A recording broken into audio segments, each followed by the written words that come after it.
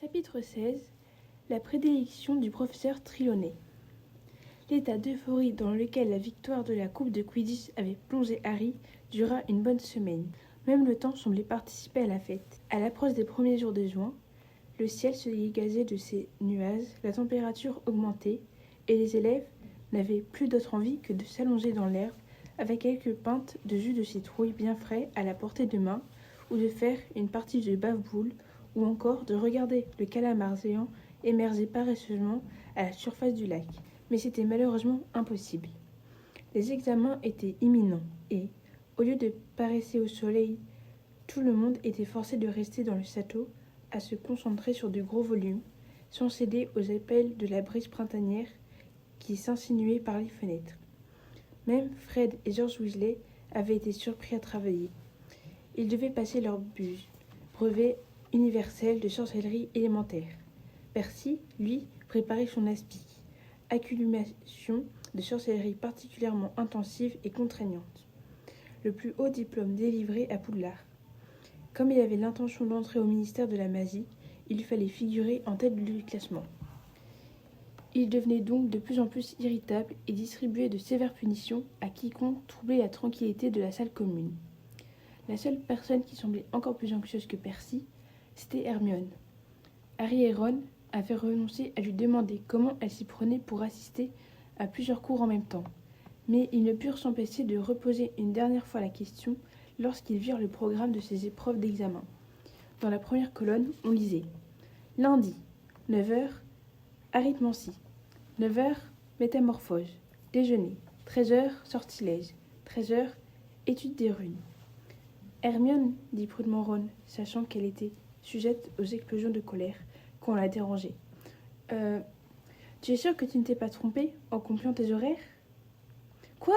Répondit sèchement Hermione en examinant son emploi du temps. Non, bien sûr que je ne me suis pas trompée.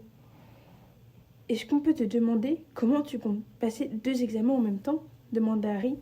Non, répondit Hermione agacée. Est-ce que quelqu'un a vu mon exemplaire de numérologie et grammaire ? Oui, bien sûr, je l'ai emprunté pour lire un peu au lit, répondit Ron à voix très basse. Hermione se mit à déplacer les piles de parchemins qui s'entassaient sur la table à la recherche du livre. Au même moment, il y eut un bruissement et Hedwig s'engouffra par la fenêtre, une lettre dans le bec. « C'est Hagrid » dit Harry en ouvrant l'enveloppe. « L'audience en appel a été fixée au 6. »« Ce sera le dernier jour des examens » dit Hermione qui cherchait toujours son livre d'arithmancie. « Et c'est ici que l'audience aura lieu » dit Harry qui continuait de lire la lettre. « Il y aura un délégué du ministère de la magie et un bourreau. » Hermione releva brusquement la tête. « Ils font venir le bourreau en appel ? Ça veut dire qu'ils ont déjà pris leur décision. » « En effet, » dit lentement Harry. « Impossible !» s'exclama Ron. « J'ai passé un temps fou à lire des trucs pour lui. Ils ne vont quand même pas refuser d'écouter ça. » Mais Harry avait la terrible impression que M. Malfoy avait déjà réussi à convaincre les membres de la commission. Drago, qui s'était montré étonnamment réservé depuis le triomphe de Gryffondor lors de la finale de Quidditch, avait repris ses airs bravances depuis quelques jours. D'après les commentaires narquois que Harry l'avait entendu faire, il avait la certitude que Buck serait mis à mort et paraissait enchanté d'en être la cause. Dans ces occasions-là, Harry avait du mal à se retenir d'imiter Hermione et d'aller frapper Malfoy. Le pire, c'était qu'il n'avait ni le temps ni la possibilité d'aller voir Hagrid en raison des strictes mesures de sécurité toujours en vigueur. Et Harry n'osait pas aller récupérer sa cape d'invisibilité sous la statue de la sorcière borgne. Pendant la semaine des examens, le château connut un silence inhabituel.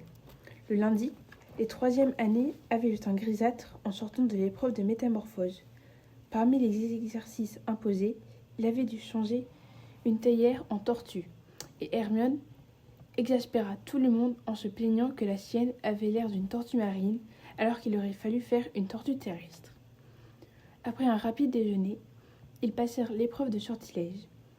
Hermione avait eu raison. Le professeur Flitwick avait choisi pour sujet les sortilèges d'allégresse. Harry, trop nerveux, eut la main un peu lourde et Ron, qui faisait équipe avec lui, fut saisi d'éclats de rire si violents qu'on dut l'emmener dans une salle vide où il resta 1 heure avant d'être suffisamment calmé pour pouvoir jeter à son tour le sortilège. Lorsqu'ils eurent dîné, les élèves se précipitèrent dans leurs salles communes respectives, non pour se reposer, mais pour réviser les épreuves du lendemain. Au matin, Hagrid fit passer l'examen de soins aux créatures magiques. Il paraissait très inquiet et avait visiblement la tête ailleurs. Il avait apporté une bassine remplie de verre à crasse et annonça que, pour réussir l'épreuve, il suffisait de maintenir son verre à crasse en vie pendant 1 heure. Comme ces créatures se portaient le mieux du monde dès lors qu'on les laissait tranquilles, jamais examen n'avait été aussi facile. Harry, Ron et Hermione eurent même tout le temps de parler à Hagrid. Buck est un peu déprimé, leur dit-il en se penchant vers eux sous le prétexte de vérifier que le verre à crasse de Harry était toujours vivant. Ça fait trop longtemps qu'il est enfermé. On sera fixé après-demain. L'après-midi, l'épreuve de potion tourna au désastre le plus complet. Harry eut beau déployer tous les efforts possibles, il fut incapable de préparer convenablement son filtre de confusion. Et Rogue, qui le regardait avec un plaisir vengeur, gribouilla dans son carnet quelque chose qui ressemblait à un 0. À minuit, ce fut l'examen d'astronomie, au sommet de la plus haute tour. L'épreuve d'histoire de la magie eut lieu le mercredi matin, et Harry griffonna tout ce que Florian Fortarom lui avait raconté sur les chasses aux sorcières du Moyen-Âge. Mais il aurait de très loin préféré déguster un de ces sundaes au chocolat dans cette salle de classe étouffante. Le mercredi après-midi, les épreuves de botanique se déroulèrent dans les serres sous une chaleur cuisante. Les élèves revinrent ensuite dans la salle commune, la nuque brûlée par le soleil, songeant avec envie qu'à cette même heure le lendemain, tout serait enfin terminé. L'avant-dernier examen eut lieu le jeudi matin. C'était celui de défense contre les forces du mal. Le professeur Lupin leur avait préparé l'épreuve la plus originale qu'ils aient jamais eu à passer. Une sorte de course d'obstacles en plein air au cours de laquelle ils durent traverser une mare profonde où se cachaient des strangulots, parcourir des ornières pleines de sapots rouges, se frayer un chemin dans un marécage sans prêter attention aux indications trompeuses des Pittypunks, puis pénétrer dans une vieille malle où les attendait un nouvel épouvantard. « Excellent !» murmura Lupin lorsque Harry fit ressortir de la malle avec un grand sourire. 20 sur 20. Ravi de son succès, Harry resta sur place pour assister au parcours de Ron et d'Hermione. Ron fut excellent, jusqu'au moment où un Pittypunk parvint à l'entraîner au milieu du marécage, dans lequel il s'enfonça jusqu'à la taille. Hermione, après avoir tout réussi à la perfection, entra dans la malle qui contenait l'épouvantard. Une minute plus tard, elle bondit au dehors en poussant un hurlement. « Hermione !» s'exclama Lupin surpris. « Que se passe-t-il ?»« Le professeur McGonagall !» halta-t-elle en montrant la malle. Elle a dit que j'avais tout raté. Il fallut un certain temps pour la calmer. Quand elle eut enfin retrouvé ses esprits, elle retourna au château avec Harry et Ron. Ce dernier avait encore une légère tendance à rire de sa réaction face à l'épouvantard, mais l'apparition d'un visiteur inattendu en haut des marches coupa court à la dispute qui menaçait. Vêtu de son habituelle cape à rayures, Cornelius Fudge transpirait légèrement, le regard fixé sur le parc.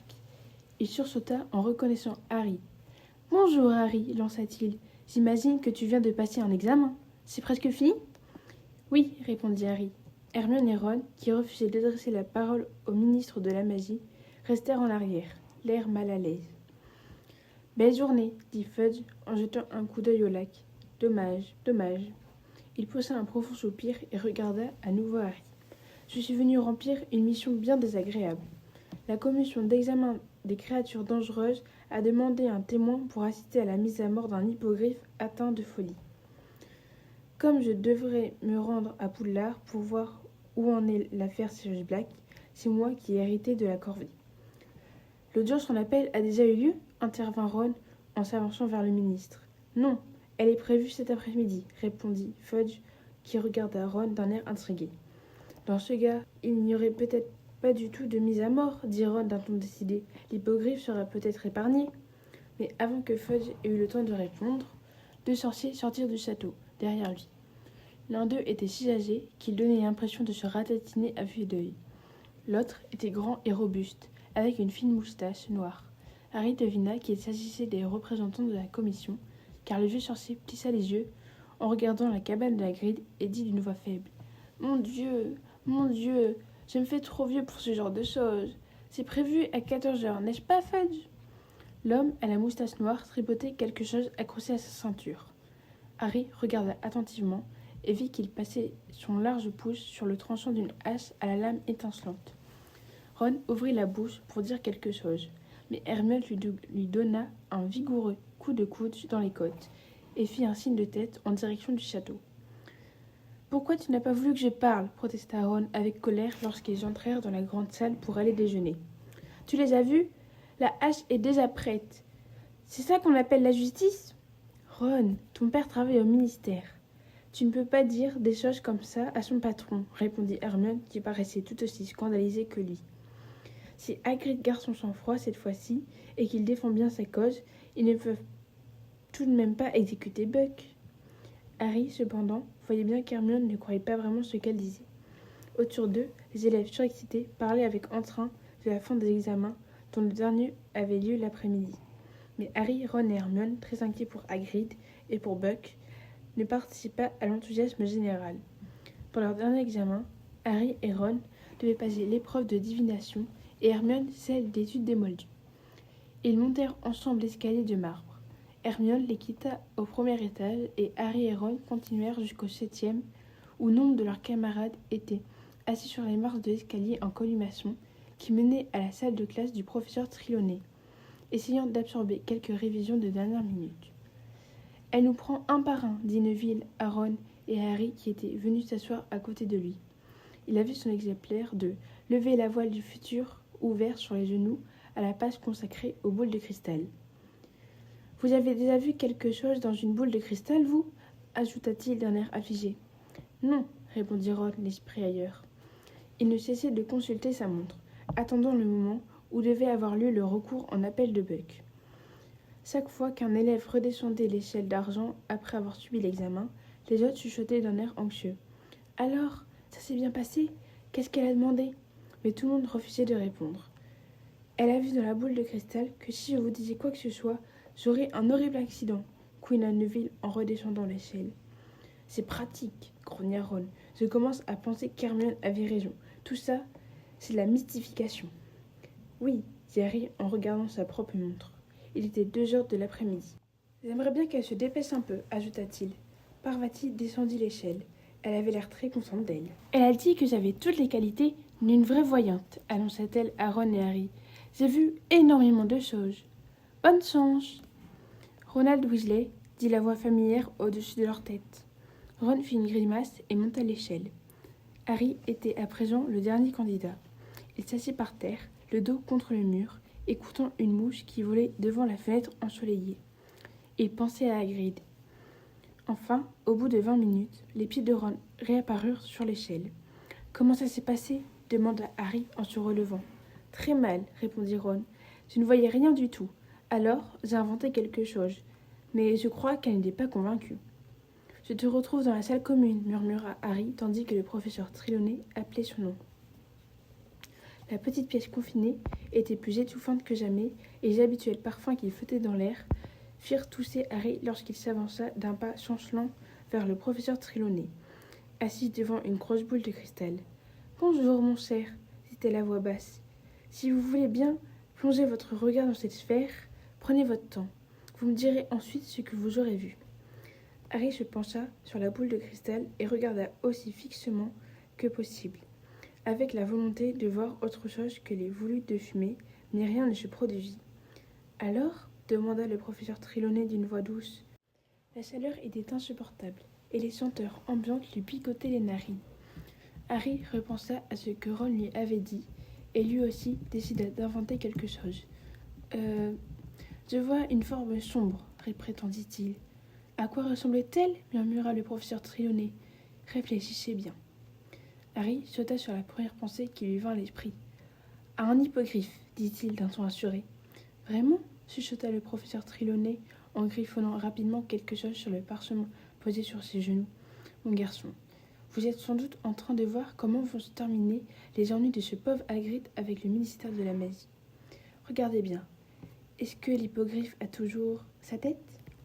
Oui, affirma Harry. Vous êtes sûr ? Vraiment sûr, mon garçon ?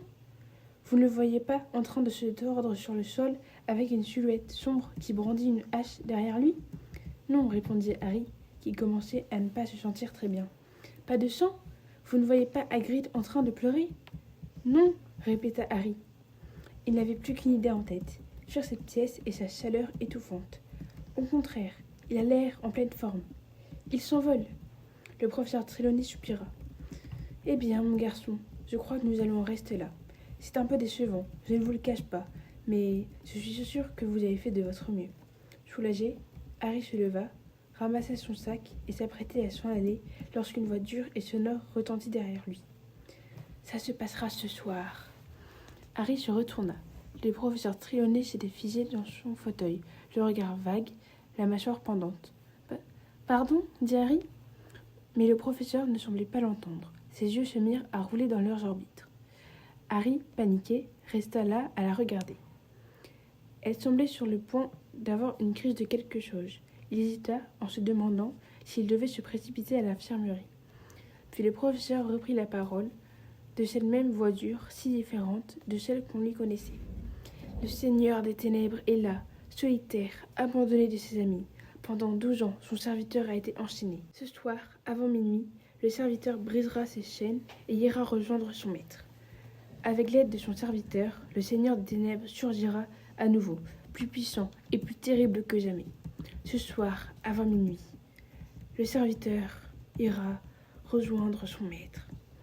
La tête du professeur Trelawney tomba sur sa poitrine. Elle laissa échapper une sorte de grognement, puis brusquement, elle se redressa. « Je suis désolée, mon garçon, dit-elle, comme perdue dans un rêve. La chaleur, sans doute. Je me suis assoupie pendant un instant. » Harry, immobile, continuait de la regarder. « Qu'y a-t-il, mon garçon ? Vous venez de dire que le Seigneur des Ténèbres va surgir à nouveau, que son serviteur s'apprête à le rejoindre. » Le professeur Trelawney eut l'air surpris. « Le Seigneur des Ténèbres ? Celui dont on ne doit pas prononcer le nom ? Mon garçon, ce n'est pas un sujet de plaisanterie. Surgir à nouveau, voyez-vous ça ? C'est ce que vous venez de dire. Vous avez dit que le Seigneur... Vous aussi, vous avez dû vous assoupir, coupa le professeur Trelawney. Jamais je ne m'aventurais à prédire quelque chose d'aussi invraisemblable. Harry redescendit l'échelle, puis l'escalier, en se posant des questions. Le professeur Trelawney avait-elle fait une véritable prédiction ? Ou bien avait-elle voulu l'impressionner pour pimenter un peu la fin des examens ? 5 minutes plus tard, Harry passa en courant devant les trolls qui gardaient la tour de Gryffondor. Les paroles du professeur Trelawney résonnaient encore dans sa tête. Les élèves qu'il croisait riaient et plaisantaient en se dirigeant à grandes enjambées vers le parc où ils allaient pouvoir profiter d'une liberté si longtemps attendue. Lorsqu'ils eurent atteint le portrait et pénétré dans la salle commune, il s'aperçut qu'elle était presque déserte. Seuls Ron et Hermione étaient là, assis dans un coin. Le professeur Trelawney, dit Harry hors d'haleine, vient de me raconter que... Mais il s'interrompit en voyant l'expression de leur visage. Hagrid a perdu, dit Ron d'une voix faible. Il vient de nous envoyer ça. Cette fois, le mot de Hagrid ne portait pas de traces de larmes, mais ses mains avaient tellement tremblé que son écriture était à peine lisible. Avons par Dieu en appel. Ils vont le mettre à mort, au coucher du soleil. Vous ne pouvez plus rien faire. Ne venez pas. Je ne veux pas que vous regardiez ça. Hagrid. Il faut y aller, dit aussitôt Harry. On ne peut pas le laisser tout seul à attendre le bourreau. Au coucher du soleil, dit Ron qui regardait par la fenêtre d'un œil éteint. On n'aura jamais le droit de sortir. Surtout toi, Harry. Si seulement on avait la cape d'invisibilité, dit Harry l'air songeur. Où est-elle ? Demanda Hermione. Harry lui raconta qu'il l'avait laissée dans le passage secret, sous la statue de la sorcière Borne. Si jamais Rogue me voit encore dans ce coin-là, j'aurai de sérieux ennuis, ajouta-t-il. C'est vrai, dit Hermione en se levant. Si c'est toi qu'il voit. Comment on fait pour ouvrir la bosse de la sorcière ? Il faut lui donner un coup de baguette magique en disant Discendium. Mais Hermione n'attendit pas qu'il ait terminé sa phrase. Elle traversa la salle à grands pas, poussa le portrait de la grosse dame et disparut. Elle ne va quand même pas aller la chercher elle-même, dit Ron les jurons. Un quart d'heure plus tard, cependant, Hermione était de retour avec la cape d'invisibilité soigneusement pliée sous sa robe. « Hermione, qu'est-ce qui t'arrive ces temps-ci » s'exclama Ron. « D'abord, tu donnes une gifle à Malfoy. Ensuite, tu quittes le cours de professeur Trelawney. » L'air admiratif de Ron sembla flatter Hermione. Ils descendirent dîner, mais à la fin du repas, Ils ne retournèrent pas à la tour de Gryffondor avec les autres. Harry avait caché la cape d'invisibilité sous sa robe et gardé les bras croisés sous sa poitrine pour dissimuler la bosse qu'elle formait. Ils se faufilèrent dans une salle vide, à proximité du hall d'entrée, tendant l'oreille jusqu'à ce qu'ils aient la certitude que plus personne ne se trouvait dans les environs. Ils entendirent encore 2 personnes traverser le hall en courant, puis une porte claquer. Hermione passa alors la tête au dehors. « Ça va, dit-elle, on peut y aller. » Marchant l'un contre l'autre, ils se recouvrirent de la cape, traversèrent le hall sur la pointe des pieds, puis descendirent les marches jusqu'à la pelouse. Le soleil se couchait déjà derrière la forêt interdite, entourant d'une lisière d'or les plus hautes branches de l'arbre. Lorsqu'ils frappèrent à la porte de la cabane, Hagrid mit un long moment à venir leur ouvrir.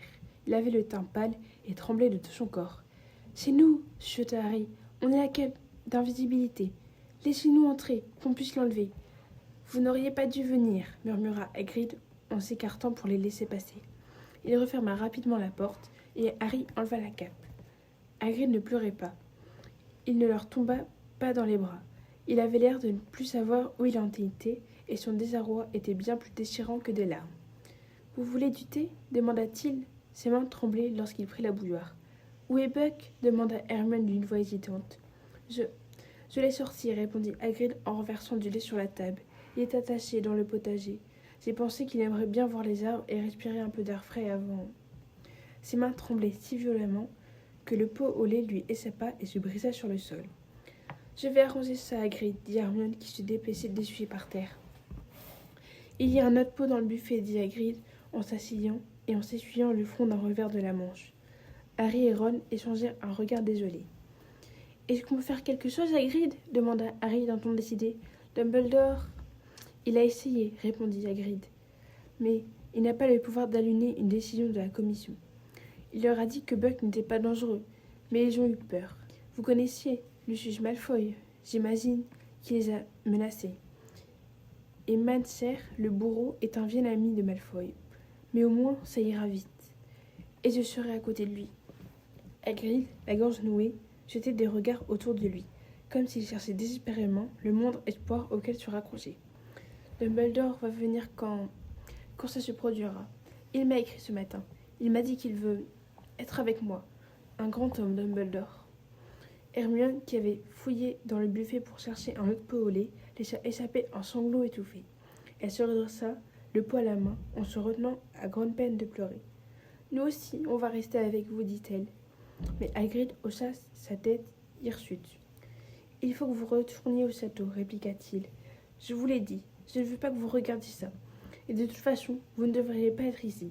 Si Fudge et Dumbledore te voient dehors sans autorisation, Harry, tu auras de gros ennuis. » Des larmes silencieuses coulaient à présent sur les joues d'Hermione, mais elle les cacha à Hagrid en s'affairant à préparer le thé.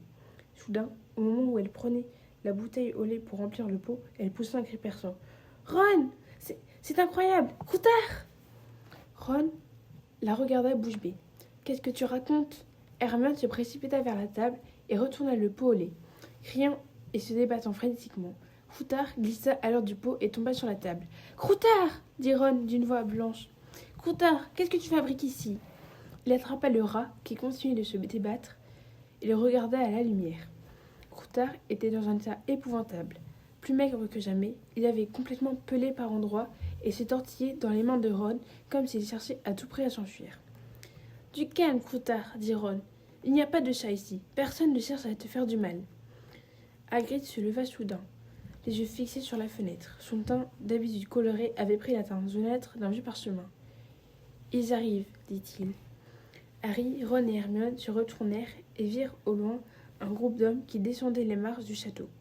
À leur tête, ils reconnurent Albus Dumbledore. Sa barbe d'argent scintillait dans la lumière du crépuscule. Cornelius Fudge trottinait à côté de lui. Le vieillard de la commission et le bourreau les suivaient. « Il faut que vous partiez, dit Hagrid en tremblant des pieds et de la tête. Il ne faut pas qu'il vous trouve ici. Filez, vite !» Ron enfonça de force Croutard dans sa poche et Hermione prit la cape. « Je vais vous faire sortir par derrière, dit Hagrid. Ils le suivirent jusqu'à la porte qui donnait sur le potager. Harry avait l'impression de vivre quelque chose d'irréel, surtout lorsqu'il vit Buck attaché à la clôture, un peu plus loin, derrière les plants de citrouille. L'hippogriffe semblait deviner que quelque chose se préparait. Il tournait la tête en tous sens et ses pattes martelaient nerveusement le sol. « Ne t'inquiète pas, Bucky, dit Hagrid d'une voix douce. Ne t'inquiète pas. » Il se tourna vers Harry, Ron et Hermione. « Allez-y, dit-il. Partez. » Mais ils ne bougèrent pas. « Hagrid, on ne peut pas. On va leur dire ce qui s'est vraiment passé. Ils ne peuvent pas le tuer. Filez, dit Hagrid d'un ton féroce. C'est déjà suffisamment difficile. Inutile de chercher les ennuis. Ils n'avaient pas le choix. Tandis qu'Hermione jetait la cape sur la tête de Harry et de Ron, ils entendirent des voix à l'entrée de la cabane. « Dépêchez-vous, leur dit Hagrid. N'écoutez pas. » Et il retourna à grands pas vers sa cabane pour aller ouvrir la porte à laquelle on venait de frapper. Lentement, dans une sorte de transe angoissée, Harry, Ron et Hermione, à présent invisibles, contournèrent silencieusement la cabane. Lorsqu'ils furent passés de l'autre côté, ils entendirent la porte d'entrée se refermer avec un claquement sec. « Dépêchez-vous, s'il vous plaît, chuchota Hermione. Je n'en peux plus. » Ils remontèrent la pente douce qui menait au château. Le soleil plongeait à l'horizon. Le ciel avait pris une teinte grise mêlée de lueur pourpre, tandis qu'à l'ouest scintillait un halo rouge couleur de rubis. Ron s'immobilisa soudain. « Ron, je t'en prie, murmura Hermione. « C'est Croutard, dit Ron. Il ne peut pas rester en place. » Ron était penché en avant, essayant de maintenir Croutard dans sa poche. Mais le rat s'agitait comme un diable. Il poussait des petits cris et se tortillait frénétiquement, donnant des coups de patte dans tous les sens. Il tenta même de mordre les mains de Ron. « Croutard, c'est moi, espèce d'idiot !» souffla Ron. Ils entendirent une porte s'ouvrir derrière eux, puis des voix d'hommes. « Ron, allons-y, il s'apprête à le tuer, murmura Hermione. « D'accord. Croutard, tiens-toi tranquille. » Ils reprirent leur marche. Harry, tout comme Hermione, essayait de ne pas entendre la rumeur des voix dans leur dos. Ron s'arrêta à nouveau. « Je n'arrive pas à le tenir, dit-il. Croutard, arrête! Tout le monde va nous entendre. » Le rat poussait des petits cris féroces, mais pas assez puissants pour couvrir les bruits qui provenaient du jardin de Hagrid. Il y eut un mélange de voix indistinctes, un moment de silence, puis brusquement, le sifflement caractéristique d'une hache qui s'abattait dans un choc sourd. Hermione vacilla. « Ils l'ont fait, murmura-t-elle. Je n'arrive pas à y croire. Ils l'ont fait. » Chapitre 17. Chat, rat et chien. Harry eut l'impression que le choc lui avait vidé la tête. Tous trois restèrent figés d'horreur sous la cape d'invisibilité. Les ultimes rayons du soleil couchant projetaient une lumière sanglante sur les ombres qui s'étiraient à terre. Puis, derrière eux, ils entendirent une longue plainte déchirante. « Hagrid !» murmura Harry. Sans réfléchir, il amorça un geste pour revenir en arrière. Mais Ron et Hermione le retenirent chacun par un bras. « Impossible, dit Ron, blanc comme un linge. Il aura encore plus d'ennuis s'ils savent qu'on est allé le voir. » La respiration d'Hermione était saccadée, irrégulière. « Comment ont-ils pu ?» sanglota-t-elle. « Comment ont-ils pu ?»« Viens, dit Ron, qui semblait claquer des dents. Ils reprirent la direction du château, marchant lentement pour rester bien serrés sous la cape. La lumière baissait rapidement à présent. « Croutard, reste tranquille !» chuchota Ron en serrant la main contre sa poitrine. Le rat continuait de se débattre comme un démon. Ron s'arrêta à nouveau et s'efforça de maintenir Croutard au fond de sa poche. « Aïe, il m'a mordu !» s'exclama-t-il. « Ron, tais-toi !» murmura précipitamment Hermione. « Fudge peut arriver d'un moment à l'autre. » Il refuse de rester tranquille. De toute évidence, Croutard était terrorisé. Il se tortillait en tous sens, essayant par tous les moyens d'échapper à Ron. Mais qu'est-ce qu'il a ? Harry fut le premier à le voir, souple et silencieux, le corps rasant le sol, ses grands yeux jaunes brillant d'une lueur inquiétante. Pattes en rond s'avançait vers eux. Arrivait-il à les voir malgré la cape ou bien se laissait-il guider par des cris de Croutard ? Harry n'aurait su le dire. « Pattes en rond !» gémit Hermione. « Non, va-t'en, va-t'en !» Mais le chat s'approchait. « Croutard, non !» Trop tard. Le rat avait réussi à se glisser entre les doigts de Ron. Il sauta sur le sol et fila.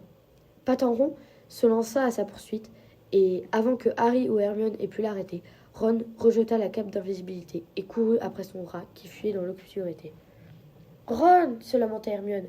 Elle échangea un regard avec Harry. Puis, tous deux se lancèrent sur ses talons, mais il était impossible de courir à toutes jambes sous la cape. Ils préférèrent l'enlever. Harry la tenait par un coin de l'étoffe, argentée, flottait derrière eux comme une bannière, tandis qu'ils essayaient de rattraper Ron. Ils entendaient le bruit des pas qui martelaient le sol à bonne distance devant eux, les cris furieux qui lançaient à pattes en rond. « Laisse-le tranquille ! Allez, va-t'en ! Croutard, viens ici !» Il eut un bruit sourd. « Je t'ai eu! File d'ici, sale chat !» Harry et Hermione faillirent tomber sur Ron. Il parvint de justesse à s'arrêter à quelques centimètres de lui. Ron était étalé par terre, mais Croutard se trouvait à nouveau dans sa poche, et il le serrait des 2 mains contre sa poitrine. « Ron, reviens sous la cape !» attela Hermione. « Dumbledore, le ministre, ils peuvent arriver à tout moment !» Mais avant qu'il ait eu le temps de se couvrir de la cape, ils entendirent comme un bruit de galop. Un énorme chien noir de jet aux yeux dévalés surgit alors de l'obscurité. Harry essaya de sortir sa baguette magique, mais trop tard. Le chien fit un bond gigantesque et atterrit sur sa poitrine. Harry fut projeté en arrière dans un tourbillon de poils. Il sentit le souffle brûlant de l'animal, aperçut ses longues canines. Mais la puissance de son élan emporta le chien trop loin et il roula sur lui-même à plusieurs mètres de Harry. Étourdi, les côtes douloureuses, Harry s'efforça de se relever. Il entendit le chien grogner en faisant demi-tour pour repartir à l'assaut. Ron était debout à présent. Il tendit la main pour écarter Harry de la trajectoire du chien, et lorsque celui-ci bondit à nouveau, ses mâchoires se refermèrent sur le bras de Ron. Harry plongea sur l'animal et saisit une touffe de poils, mais le chien emporta Ron aussi facilement qu'il avait traîné une poupée de chiffon. Surgissant de nulle part, quelque chose frappa alors Harry en plein visage et le projeta à nouveau par terre. Il entendit Hermione pousser un hurlement de douleur et tomber à son tour. Harry chercha à tâtons sa baguette magique, aveuglé par le sang qui coulait sur son visage. « Lumos !» murmura-t-il.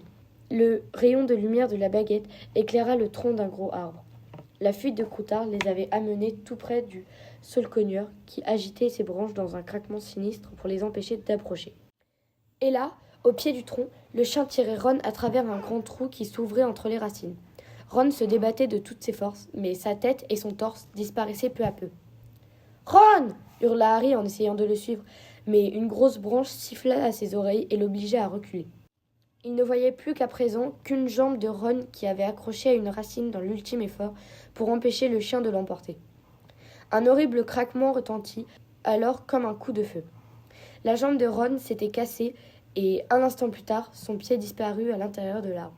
« Harry, il faut qu'on aille chercher du secours !» s'exclama Hermione. Elle aussi saignait. Le saule-cogneur l'avait blessée à l'épaule. « Non, on n'a pas le temps. Ce monstre est suffisamment grand pour le dévorer. On n'arrivera jamais à passer sans aide. » Une autre branche s'abattit sur eux, ses rameaux serrés comme un poing. « Si ce chien a pu passer, nous aussi. On devrait y arriver, » dit Harry, le souffle court, en essayant de se faufiler entre les branches déchaînées qui s'agissaient en tous les sens. Mais il était impossible de s'approcher des racines de l'arbre sans recevoir un coup dans la figure. « Au secours ! Au secours !» murmura précipitamment Hermione, en dansant sur place sans savoir quoi faire. « S'il vous plaît !» Patenron se précipita alors vers l'arbre. Il ondula entre les branches comme un serpent et posa ses pattes avant sur le nœud d'une racine à la base du tronc. Soudain, l'arbre s'immobilisa comme pétrifié. Plus une seule feuille ne remuait. « Patenron !» murmura Hermione décontenancée. Elle serra le bras de Harry si fort qu'elle lui fit mal. « Comment savait-il ?»« Il est ami avec ce chien, » répondit sobrement Harry. « Je les ai vus ensemble. Viens, et sors ta baguette magique. » Ils se précipitèrent sur le tronc d'arbre, mais avant même qu'ils aient atteint l'ouverture entre les racines, Patenron s'était déjà glissé et avait disparu à l'intérieur. Harry le suivit, la tête la première, et glissa à plat ventre sur une surface inclinée qui le mena à l'entrée d'un tunnel, au plafond bas. Patenron se trouvait un peu plus loin, les yeux brillants dans le rayon de lumière que projetait la baguette magique. Quelques instants plus tard, Hermione arriva à son tour. « Où est Ron ?» murmura-t-elle terrifiée. « Par ici » répondit Harry en s'avançant dans le tunnel le dos courbé. « Où mène ce passage ?»« Je n'en sais rien. Il est indiqué sur la carte du maraudeur, mais Fred et George disent que personne ne s'y est jamais aventuré. La carte ne montre pas où il débouche, mais il doit sûrement aller jusqu'après Hollard. » Ils progressaient aussi vite qu'ils le pouvaient, presque pliés en deux. Devant eux, la queue touffue de Patenron apparaissait par instants. Le tunnel semblait aussi long que celui qui menait chez Honeydukes. Harry, hors d'haleine, ne cessait de penser à Ron en se demandant ce que l'énorme chien avait bien pu faire de lui. Enfin, le sol remonta en pente douce, puis le tunnel décrivit une courbe. Patenron avait disparu, mais Harry vit une lueur qui filtrait à travers une petite ouverture. Hermione et lui s'arrêtèrent un instant pour reprendre le souffle, puis ils poursuivirent leur chemin en avançant prudemment leur baguette magique à la main. Derrière l'ouverture éclairée, ils découvrirent une pièce poussiéreuse dans laquelle régnait un désordre indescriptible. Le sol était couvert de taches, tous les meubles étaient cassés comme si quelqu'un s'était amusé à les fracasser, et les fenêtres étaient obstruées par les planches. Harry lança un regard à Hermione. Elle semblait terrifiée, mais elle lui fit un petit signe de tête pour l'encourager à entrer. Harry se glissa à travers l'ouverture et regarda autour de lui.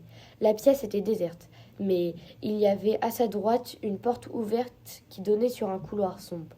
Hermione saisit soudain le bras de Harry. Ses yeux grands ouverts contemplaient les fenêtres obstruées. « Harry, murmura-t-elle, je crois que nous sommes dans la cabane hurlante. » Harry montra une chaise en bois dont il manquait plusieurs morceaux, notamment l'un de ses pieds qui avait été arraché. « Les fantômes ne cassent pas les chaises, dit-il lentement. Au même instant, il y eut un craquement au-dessus de leur tête. Quelque chose avait bougé au premier étage. Tous deux levèrent les yeux vers le plafond. Hermione serrait le bras de Harry avec une telle force qu'il commençait à avoir des fourmis dans les doigts. Il se tourna vers elle et haussa les sourcils d'un air interrogateur. Elle fit alors un nouveau signe de tête et le lâcha. Le plus silencieusement possible, ils franchirent la porte ouverte, avancèrent dans le couloir et montèrent les escaliers délabrés. Une épaisse couche de poussière recouvrait tout à l'exception d'une longue trace brillante sur le sol, indiquant qu'on avait traîné quelque chose ou quelqu'un au premier étage. Ils atteignirent un palier plongé dans l'obscurité. « Nox !» murmurèrent-ils d'une même voix, et les rayons d'une lumière que projetaient leurs baguettes s'éteignirent aussitôt. Une porte était entr'ouverte. Ils entendirent alors un bruit derrière le panneau. Un faible gémissement suivi d'un ronronnement sonore. Harry et Hermione se regardèrent, puis échangèrent un signe de tête approbateur. Brandissant sa baguette magique, Harry donna un grand coup de pied dans la porte qui s'ouvrit à la volée. Patenron était allongé sur un magnifique lit au baldaquin poussiéreux et se mit à ronronner de plus belle en les voyant apparaître. À côté de lui, Ron était recroquevillé sur le sol et tenait sa jambe qui formait un angle inquiétant. Harry et Hermione se précipitèrent sur lui. « Ron, comment tu te sens ?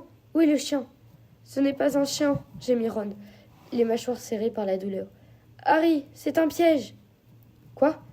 Le chien, c'est lui, c'est un animagus !» Ron fixa quelque chose derrière Harry. Celui-ci se retourna. L'homme qui se tenait dans l'ombre claqua la porte derrière lui. Une masse de cheveux sales et emmêlés lui tombait sur les épaules. Sans ses yeux qui brillaient au creux de ses orbites sombres et profondes, on aurait pu penser qu'il s'agissait d'un cadavre. Sa peau cireuse était tellement tendue sur les os de son visage qu'on croirait voir une tête de mort. Un rictus découvrait ses dents jaunes. C'était Sirius Black. « Expelliarmus !» lança-t-il d'une voix rauque en pointant vers eux la baguette magique de Ron. Harry et Hermione furent aussitôt désarmés. Leurs baguettes magiques leur sautèrent des mains et Black les attrapa au vol, puis il s'avança en fixant Harry. « Je pensais bien que tu viendrais être ton ami », lança-t-il de sa voix gutturale. On aurait dit qu'il avait perdu depuis longtemps l'habitude de parler et que sa voix avait du mal à retrouver un timbre normal. « Ton père aurait fait la même chose pour moi. Très courageux de ta part de ne pas être allé chercher un professeur. Je t'en suis reconnaissant. Ça va rendre les choses beaucoup plus faciles. » L'allusion ironique à son père résonna aux oreilles de Harry, comme si Black l'avait hurlé.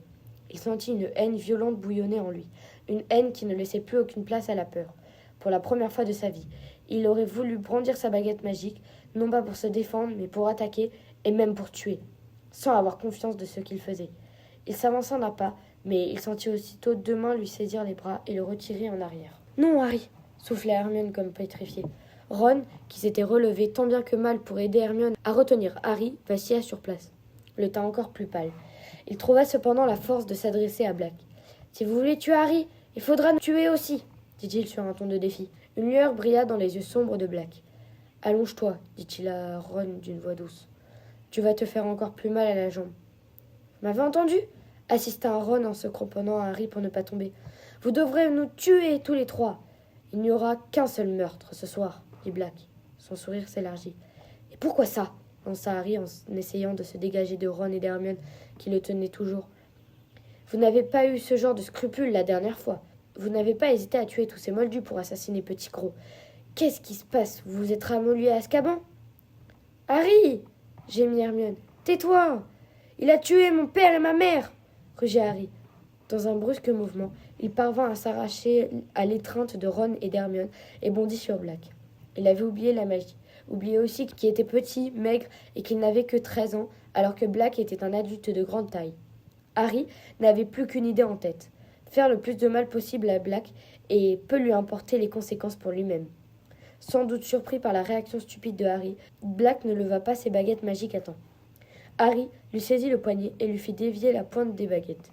De son autre main, il donna un coup de poing sur la tempe et ils tombèrent tous les deux contre le mur. Hermione et Ron s'étaient mis à hurler. Un éclair aveuglant jaillit des baguettes magiques que Black tenait toujours dans sa main. Un jet étincelant passa à quelques centimètres du visage de Harry. Celui-ci sentit le bras décharné se tordre entre ses doigts pour essayer d'échapper à sa prise, mais il tint bon de son autre main, frappa Black partout où il pouvait l'atteindre. La main libre de Sirius Black s'agrippa alors à la gorge de Harry. « Non !» dit-il dans un sifflement. « J'ai attendu trop longtemps. » Les doigts de Black se resserrèrent. Harry, les lunettes de travers, suffoquait. Soudain, il vit jaillir le pied d'Hermione avec un grognement de douleur. Black lâcha Harry. Ron s'était jeté sur la main dans laquelle il tenait ses baguettes magiques, et Harry les entendit tomber sur le sol. Il se libéra des corps enchevêtrés et vit sa propre baguette rouler sur le sol. Il plongea dessus, mais... Ah ! Patin Rond s'était joint à la mêlée. Ses griffes s'enfoncèrent dans le bras de Harry, qui parvint d'une secousse à lui faire lâcher prise. Mais Patin Rond se rua alors sur sa baguette magique. « Ne touche pas à ça !» rugea Harry. Il lança un coup de pied au chat qui fit un bond de côté en crachant férocement. Harry saisit sa baguette et se retourna. « Écartez-vous » cria-t-il à Ron et à Hermione. Hermione, attelant la lèvre en sang, s'éloigna de Sirius Black en attrapant au passage sa baguette magique et celle de Ron. Celui-ci se traîna jusqu'au lit et s'y laissa tomber hors d'haleine, le teint verdâtre, les mains crispées sur sa jambe cassée. Black était par terre, au pied du mur, les bras en croix. Le souffle saccadé, il regarda Harry s'approcher de lui, la baguette magique pointée sur sa poitrine. « Tu vas me tuer, Harry ?» murmura-t-il. Harry s'immobilisa devant lui et le regarda en le menaçant de sa baguette. Une ecchymose se formait peu à peu autour de l'œil gauche de Black et son nez saignait. « Vous avez tué mes parents !» dit Harry, la voix légèrement tremblante. Mais la main qui tenait la baguette ne tremblait pas. Black leva vers lui ses yeux profondément enfoncés dans leur orbite. « Je ne le nie pas, » dit-il très calme. « Mais si tu connaissais toute l'histoire... » « Toute l'histoire ?»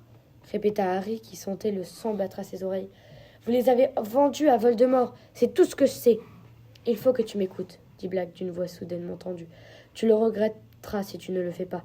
Tu ne comprends pas. »« Je comprends beaucoup mieux que vous ne le croyez, » dit Harry d'une voix qui tremblait de plus en plus. « Vous ne l'avez jamais entendu.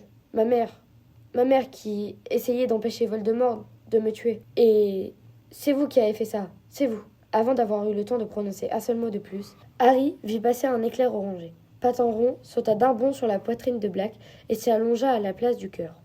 Black sia et regarda le chat.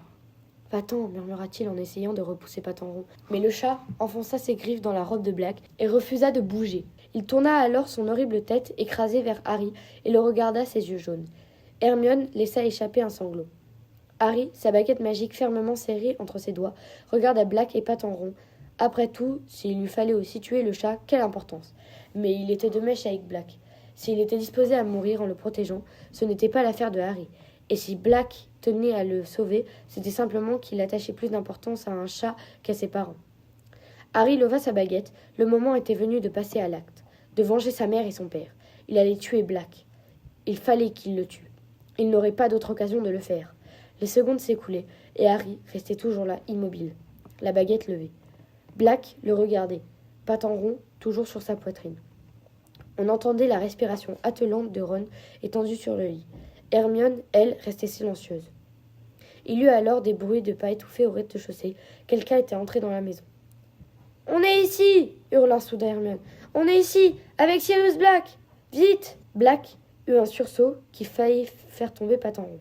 Harry crispa les doigts sur la baguette magique. « Maintenant, c'est maintenant que tu dois le faire !» lui disait d'une voix dans sa tête, mais des bruits de pas précipités retentissaient dans l'escalier et Harry ne bougeait toujours pas.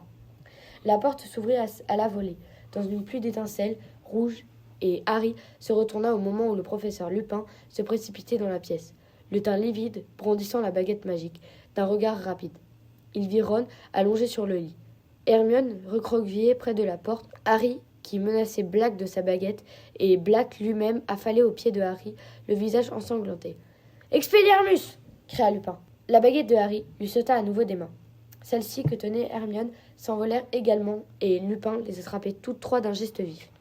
Il s'approcha ensuite de Black, pattes en rond toujours allongées sur sa poitrine, dans une attitude protectrice. Harry resta immobile et se sentait comme vidé de toute substance. Il ne l'avait pas fait. Il n'en avait pas eu le courage. Black allait être livré aux détraqueurs. Alors, Lupin parla d'une voix étrange, une voix qui trahissait une émotion contenue. « Où est-il, Sirius ?» dit-il. Harry regarda Lupin. Il ne comprenait pas ce qu'il voulait dire. De quoi parlait-il ? Il regarda à nouveau Black, dont le visage était dépourvu d'expression. Pendant quelques instants, il ne fit pas le moindre geste. Puis, lentement, il leva la main et montra Ron.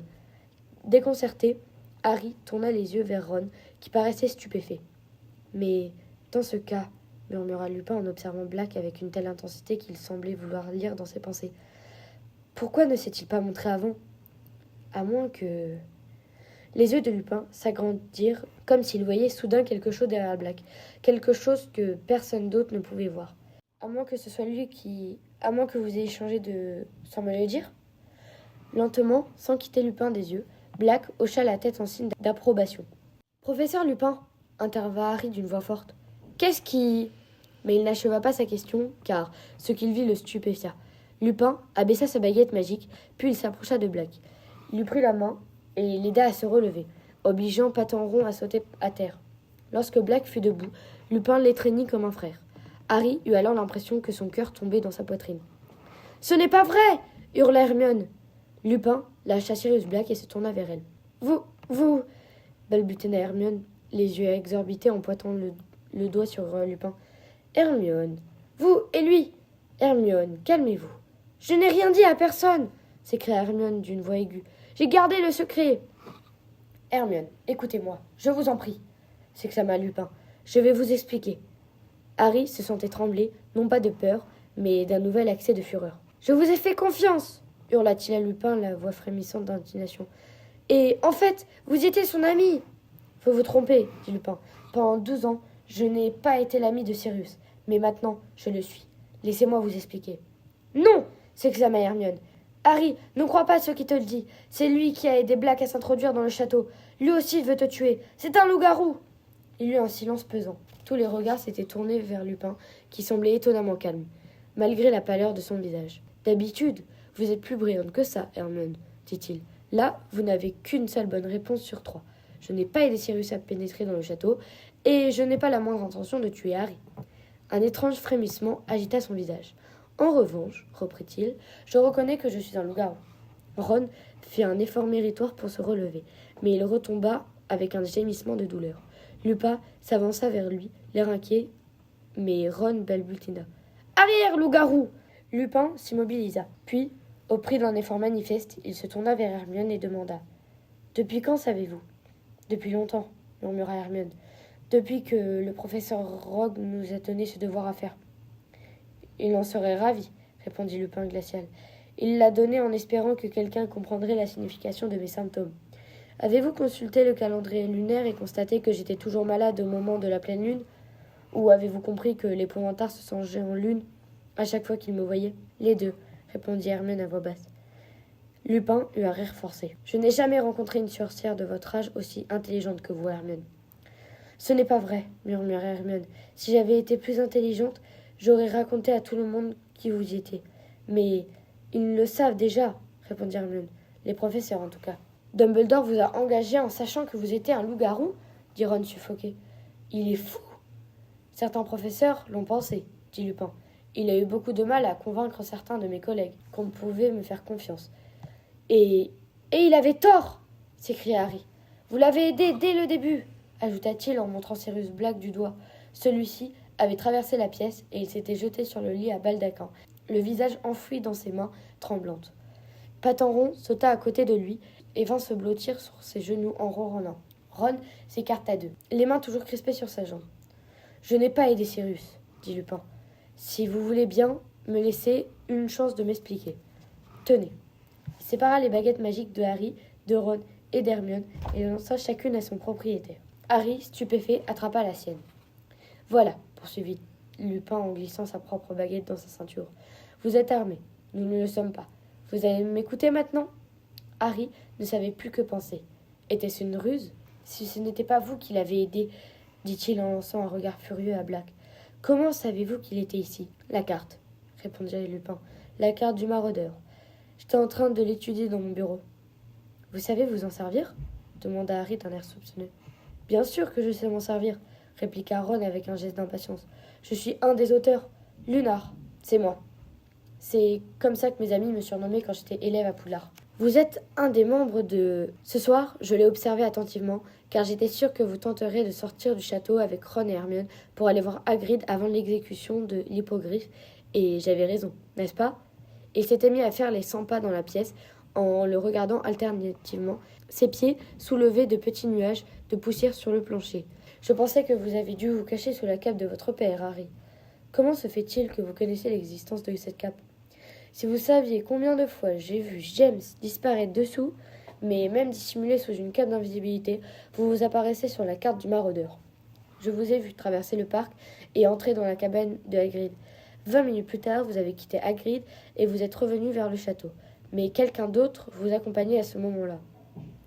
Quoi ? Dit Harry. Pas du tout. Je n'en croyais pas mes yeux, reprit Lupin, qui continuait de faire les 100 pas, sans prendre garde à l'interruption de Harry. J'ai cru que la carte se trompait. Comment pouvait-il se trouver avec nous ? Il n'y avait personne avec nous, s'exclama Harry.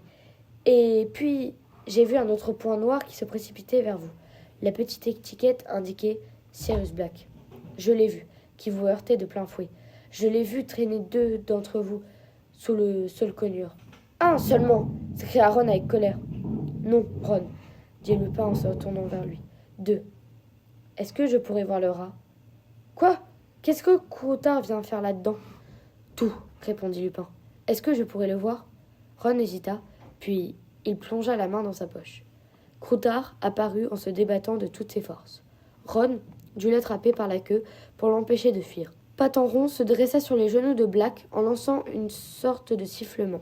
Lupin s'approcha alors de Ron et regarda fixement Croutard en retenant sa respiration. « Quoi ?»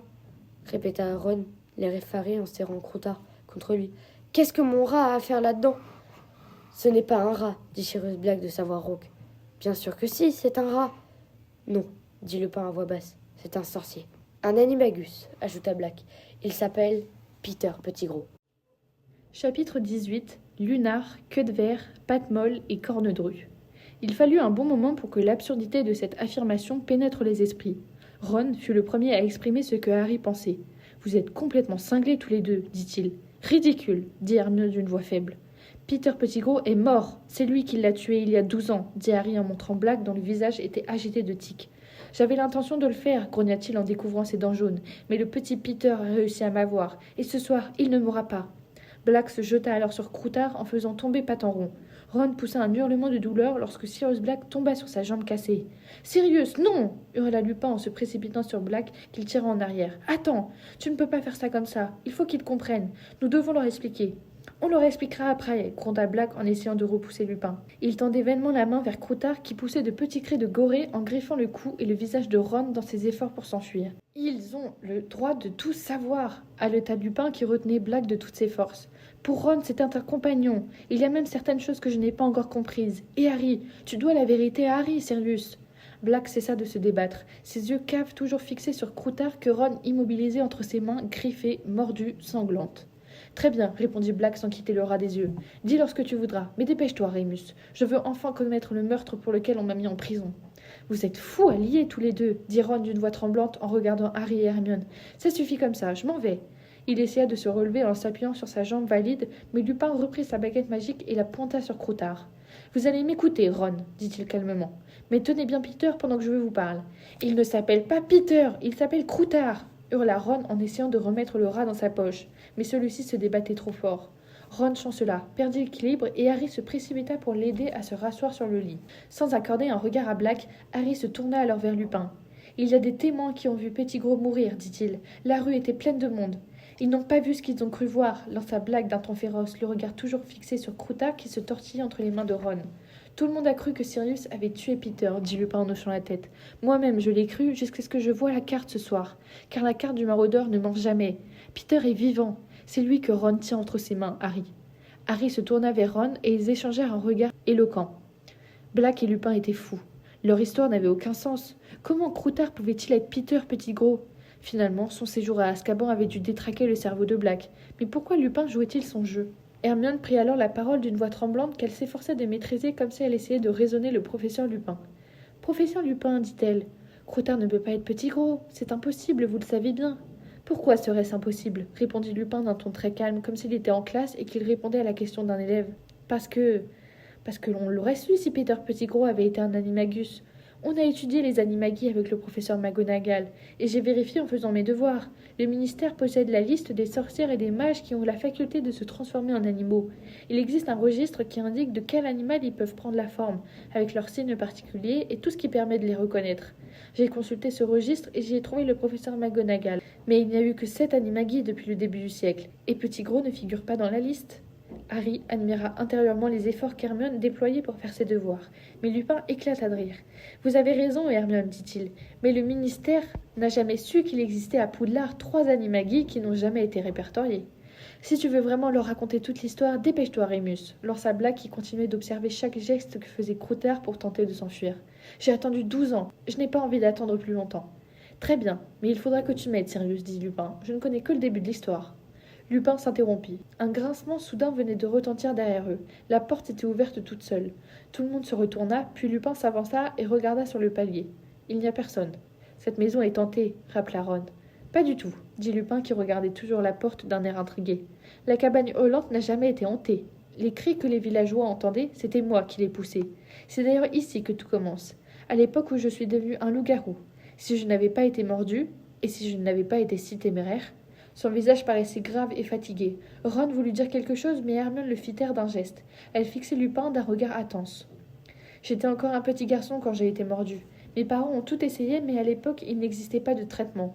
La potion que m'a préparée le professeur Rogue est une découverte récente. Elle me permet de me contrôler. Si je la prends dans la semaine qui précède la pleine lune, je reste lucide pendant le temps de ma transformation. Je me réfugie dans mon bureau et je ne suis plus qu'un loup inoffensif. Il me suffit alors d'attendre la fin de la pleine lune.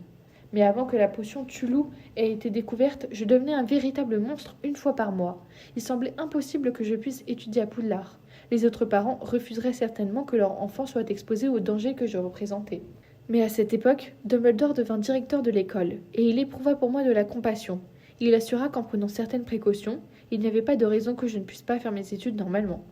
Lupin soupira et regarda Harry. Je vous ai dit il y a plusieurs mois que le seul cogneur a été planté l'année où je suis arrivé à Poudlard. La vérité, c'est qu'il a été planté à cause de moi. Cette maison, poursuivit Lupin en regardant autour de lui d'un air accablé, et le tunnel qui y mène ont été spécialement bâtis à mon attention. Une fois par mois, on me faisait sortir du château, et on m'enfermait ici pendant le temps que durait ma métamorphose. L'arbre a été planté à l'entrée du tunnel pour empêcher quiconque de s'y aventurer quand j'étais dangereux. Harry ne voyait pas à quoi pouvait bien aboutir toute cette histoire, mais il l'écoutait avec passion. À part la voix de Lupin, on n'entendait que les couinements terrifiés de Croutard. À cette époque, mes transformations étaient épouvantables. C'est très douloureux de se métamorphoser en loup-garou. Je ne pouvais mordre personne puisque j'étais seule. Je me mordais moi-même. Les villageois entendaient les bruits que je faisais, les hurlements que je poussais, et ils pensaient qu'il s'agissait de fantômes particulièrement agressifs.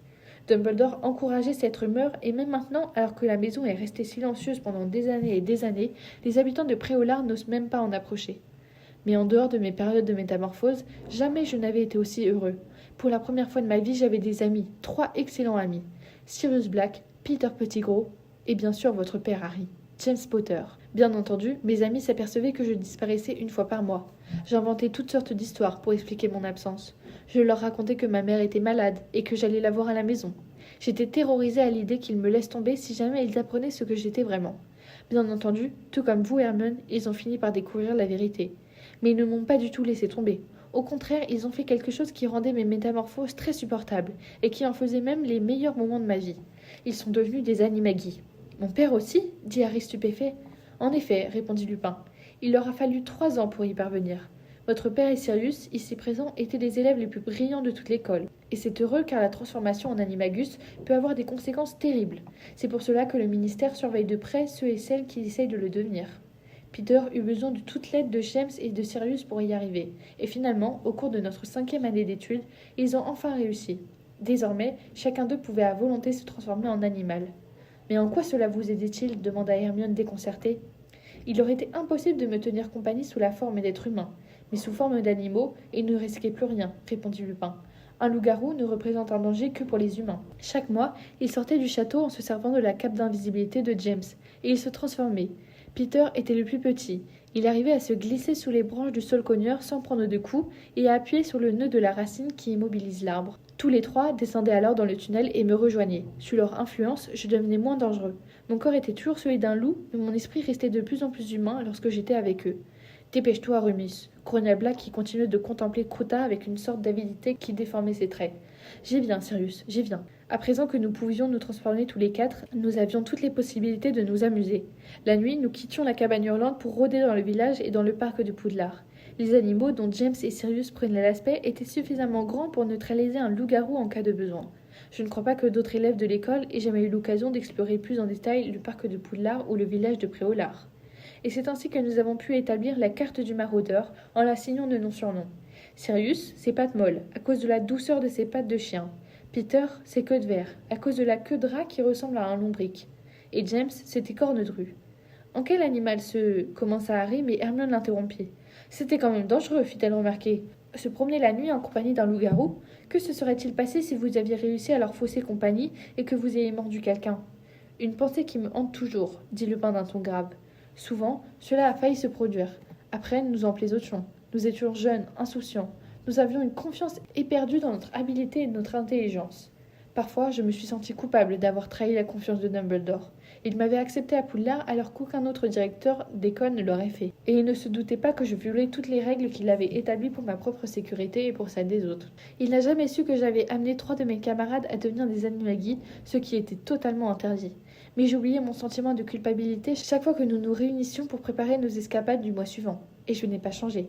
Les traits de Lupin s'étaient durcis. Il y avait comme un dégoût de lui-même dans sa voix. Tout au long de cette année, je me suis livré à un véritable combat en me demandant si je devais révéler à Dumbledore que Sirius était un animagus. Et finalement, je ne lui ai rien dit. Pourquoi ? Parce que je suis trop lâche pour cela. Il aurait fallu que je lui avoue que j'avais trahi sa confiance quand j'étais élève, que j'avais entraîné les autres avec moi. Et la confiance de Dumbledore est ce en quoi je tiens le plus. Il m'a accepté comme élève et il m'a donné du travail alors que j'ai toujours été rejetée de partout et que je n'ai jamais réussi à gagner ma vie à cause de ce que je suis. J'ai fini par me convaincre moi-même que Sirius s'introduisait dans l'école en utilisant des procédés de magie noire appris auprès de Voldemort et que le fait d'être un animagus n'avait aucun rapport avec ses intrusions. Aussi, dans un sens, Rogue avait raison de se méfier de moi. « Rogue » s'exclama Black en détachant pour la première fois son regard de croutard. « Qu'est-ce que Rogue a donc à voir là-dedans ?»« Il est ici, Sirius, répondit Lupin d'un ton accablé. Lui aussi est professeur dans cette école. Il regarda Harry, Ron et Hermione.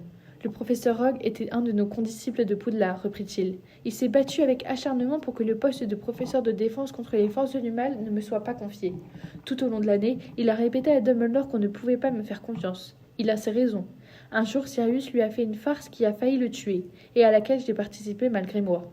Black laissa échapper une exclamation méprisante. « C'était bien fait pour lui, dit-il avec dédain. Il était toujours en train de rôder autour de nous, à essayer de savoir ce que nous préparions, en espérant qu'il parviendrait à nous faire renvoyer. Severus aurait bien voulu savoir pourquoi je disparaissais chaque mois, dit Lupin en se tournant vers Harry, Ron et Hermione. Nous étions dans la même classe, et nous ne nous aimions pas beaucoup. Il détestait particulièrement James. Je crois qu'il était jaloux de son talent comme joueur de Quidditch. En tout cas, un soir, Rogue m'a vu traverser le parc avec Madame Pomfresh, qui m'accompagnait jusqu'au saule-cogneur avant ma transformation. Sirius a pensé qu'il serait amusant de dire à Rogue qu'il suffisait d'appuyer sur la racine de l'arbre avec un grand bâton pour pouvoir me suivre. Bien entendu, Rogue a essayé, et s'il était parvenu jusqu'à cette maison, il se serait trouvé nez à nez avec un loup-garou déchaîné. Mais votre père, qui avait eu vent de la farce de Sirius, a rejoint Rogue juste à temps, et a réussi à le ramener au péril de sa propre vie. Rogue avait déjà atteint le bout du tunnel, et il avait eu le temps de m'apercevoir. Dumbledore lui a formellement interdit de révéler le secret à quiconque, mais à partir de ce moment-là, il a su qui j'étais vraiment.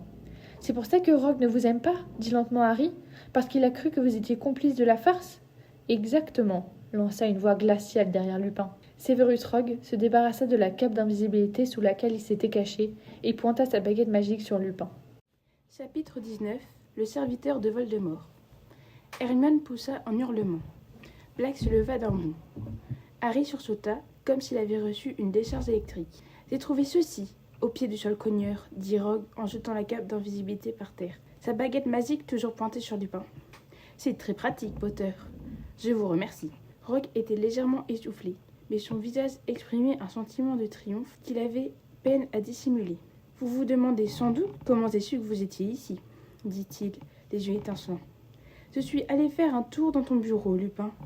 Tu avais oublié de prendre ta potion ce soir. Alors, je t'en ai apporté un gobelet. Et c'est une chance. Une chance pour moi, bien sûr. Sur ton bureau, j'ai trouvé une certaine carte. Il m'a suffi d'y jeter un coup d'œil pour apprendre tout ce que je voulais savoir. Je t'ai vu courir le long de ce tunnel, puis disparaître. Sévérus, commença Lupin, mais Rogue ne le laissa pas poursuivre. J'ai répété au directeur que c'est toi qui as aidé ton vieil ami Black à s'introduire dans le château, Lupin. Et en voici la preuve. Je n'aurais jamais pensé que tu aurais l'audace de revenir te cacher dans cet endroit. Sévérus, tu es en train de commettre une erreur, dit précipitamment Lupin. Tu ne sais pas tout. Je vais t'expliquer. Sirius n'est pas venu ici pour tuer Harry. Il y aura 2 pensionnaires de plus à Azkaban ce soir, dit Rogue, le regard flamboyant. Je serais curieux de savoir comment Dumbledore va réagir en apprenant tout ça. Il était convaincu que tu étais inoffensif, Lupin. Un loup-garou improvisé. Espèce d'idiot, dit Lupin d'une voix douce. Est-ce qu'une vieille rancune de collégien vaut la peine de renvoyer un innocent à Azkaban ? Bang ! De petites cordes semblables à des serpents jaillirent de la baguette magique de Rogue et s'enroulèrent autour des chevilles, des poignets et de la bouche de Lupin qui perdit l'équilibre et tomba au sol, immobilisé. Avec un rugissement de rage, Black s'élança vers Rogue, mais celui-ci pointa sa baguette entre les 2 yeux. « Donne-moi une bonne raison, » murmura Rogue. « Une seule bonne raison de le faire, et je te jure que je le ferai. » Black s'immobilisa. Il aurait été impossible de dire lequel des 2 exprimait la plus grande haine. Harry restait là, paralysé, sans savoir que faire ni qui croire, et jeta un regard à Ron et à Hermione. Ron, qui paraissait aussi indécis que lui, s'efforçait toujours de retenir Croutard qui continuait de se débattre comme un démon. Hermione, elle, s'avança vers Rogue d'un pas mal assuré et d'une voix haletante. « Professeur Rogue, nous pourrions peut-être écouter ce qu'ils ont à nous dire. » « Miss Granger, il se peut que vous soyez exclus de cette école, répliqua sèchement Rogue. Vous, Potter et Weasley. Vous vous trouverez hors de l'enceinte du château, sans autorisation, en compagnie d'un criminel en fuite et d'un loup-garou. Alors, pour une fois dans votre vie, vous feriez bien de vous taire. Mais s'il y avait un malentendu, taisez-vous, idiote !» s'écria Rogue, qui avait soudain l'air d'un démon. « Ne parlez pas de ce que vous ignorez. » Quelques étincelles jaillirent de l'extrémité de sa baguette magique, toujours pointée vers Black. Hermione garda le silence. « Quelle douce vengeance !» murmura Rogue en regardant Black. « J'espérais tellement être celui qui t'attraperait. Si ce garçon emmène son rat jusqu'au château, » il désigna Ron d'un signe de tête, « je te suivrai sans faire d'histoire. »« Jusqu'au château ?» dit Rogue d'une voix doucereuse. « Je ne crois pas que nous aurions besoin d'aller aussi loin. Il me suffit d'appeler les détraqueurs dès que nous serons sortis du sol cogneur. Ils seront ravis de te voir, Black. Tellement ravis qu'ils te donneront sûrement un baiser. » Le peu de couleur qui demeurait sur les joues de Black s'effaça aussitôt. « Il faut que tu m'écoutes, dit-il de sa voix rauque. Le rat, regarde ce rat. » Le regard de Rogue brillait d'une lueur démente que Harry ne lui connaissait pas. Il semblait perdre la raison. « Venez tous, dit-il. » Il claqua des doigts, l'extrémité d'une des cordes qui liait Lupin se dressa alors dans les airs et vint atterrir entre ses mains. « J'emmène le loup-garou. Peut-être que les détraqueurs auront envie de l'embrasser, lui aussi. » Sans prendre le temps de réfléchir, Harry traversa la pièce en quelques enjambées et se plaça devant la porte. « Dégagez, Potter, vous avez suffisamment d'ennuis comme ça, » lança Rogue. « Si je n'étais pas arrivé à temps pour vous sauver la peau, le professeur Lupin aurait eu le temps de me tuer 100 fois cette année, dit Harry. Je me suis trouvé seul avec lui très souvent quand il m'apprenait à me défendre contre les détraqueurs. S'il était vraiment un complice de Black, pourquoi n'en a-t-il pas profité pour me tuer ? L'esprit d'un loup-garou est insondable, répliqua Rogue dans un sifflement. Allons, dégagez le passage, Potter. Vous êtes lamentable, s'écria alors Harry. Simplement parce qu'ils se sont moqués de vous quand vous étiez dans la même classe. Vous refusez d'écouter. Silence ! Je vous interdis de me parler sur ce ton, hurla Rogue qui paraissait de plus en plus démon. Tel père, tel fils, Potter. Je viens de vous sauver la mise. Vous devriez me remercier à genoux. Vous auriez été bien avancé s'il vous avait tué. Vous seriez mort comme votre père, trop arrogant pour croire que vous auriez pu tromper sur Black. Et maintenant, écartez-vous, ou bien c'est moi qui règle votre compte. Dégagez, Potter !» Harry se décida en une fraction de seconde. Avant même que Rogue ait eu le temps de faire un pas vers lui, Il leva sa baguette magique. « Expelliarmus !» s'exclama-t-il. Mais il ne fut pas le seul à prononcer la formule. Il y eut une détonation qui fit trembler la porte sur ses gonds. Rogue fut projeté en l'air, s'écrasa contre le mur et glissa sur le plancher, un filet de sang coulant sur son visage. Il était assommé. Harry jeta un regard autour de lui. Ron et Hermione avaient désarmé Rogue au même moment que lui. La baguette magique de Rogue décrivit un arc de cercle et alla atterrir sur le lit à côté des patarons. « Tu n'aurais pas dû faire ça, dit Black en regardant Harry. Tu aurais dû me le laisser. » Harry évita le regard de Black. Même à présent, il n'était pas sûr d'avoir fait ce qu'il fallait. « On a attaqué un professeur ! On a attaqué un professeur !» gémit Hermione qui fixait Rogue, toujours inconscient, avec des yeux terrifiés. « On va avoir des ennuis épouvantables !» Lupin essayait de défaire ses liens. Black se pencha vers lui et le libéra. « Merci, Harry, dit Lupin en se frottant les poignets, là où les cordes l'avaient serré. « Je ne sais toujours pas si je dois vous croire, répliqua Harry. « Alors, il est temps qu'on te donne des preuves, dit Black. « Toi, donne-moi Peter. » Ron serra Croutard contre sa poitrine. « Ça suffit, dit-il d'une voix faible. « Vous n'allez quand même pas me faire croire que vous vous êtes évadé d'Azkaban simplement pour venir chercher Croutard. » Il regarda Hermione et Harry en quête d'approbation. « Admettons que Pettigrew ait la faculté de se changer en rat. Il y a des millions de rats. Comment pouvez-vous être sûr qu'il s'agit de ce rat-là, après avoir passé tout ce temps enfermé à Azkaban ? » « C'est une bonne question, Sirius, admit Lupin en se tournant vers Black, les sourcils légèrement froncés. Comment as-tu fait pour savoir où il se trouvait ? Black plongea une de ses mains décharnées dans une poche de sa robe de sorcier et en sortit un morceau de papier chiffonné qu'il défroissa pour le montrer aux autres. C'était la photo de Ron et de sa famille qui avait paru dans la Gazette du Sorcier l'été précédent. Sur l'épaule de Ron, on distinguait nettement Croutard. « Comment as-tu eu cette photo » demanda Lupin stupéfait. « Grâce à Fudge, répondit Black.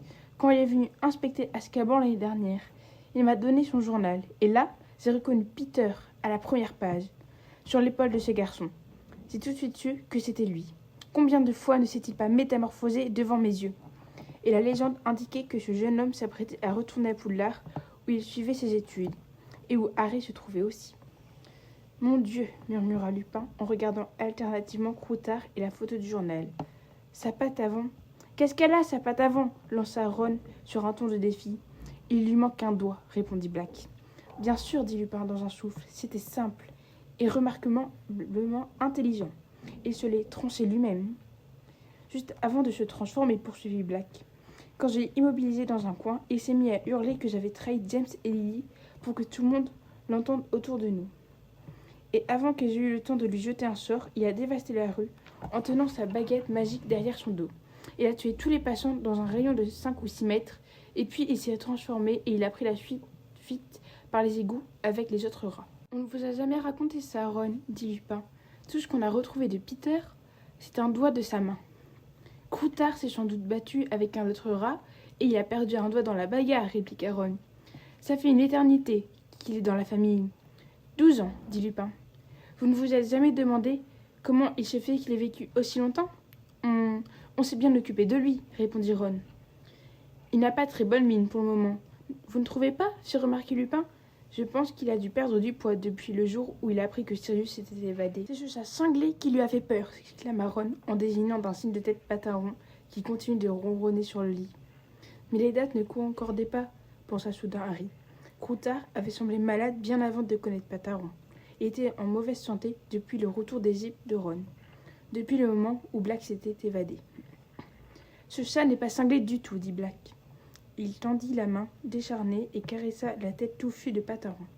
C'est même le chat le plus intelligent que j'ai jamais rencontré. Il a tout de suite compris que Peter n'était pas un rat.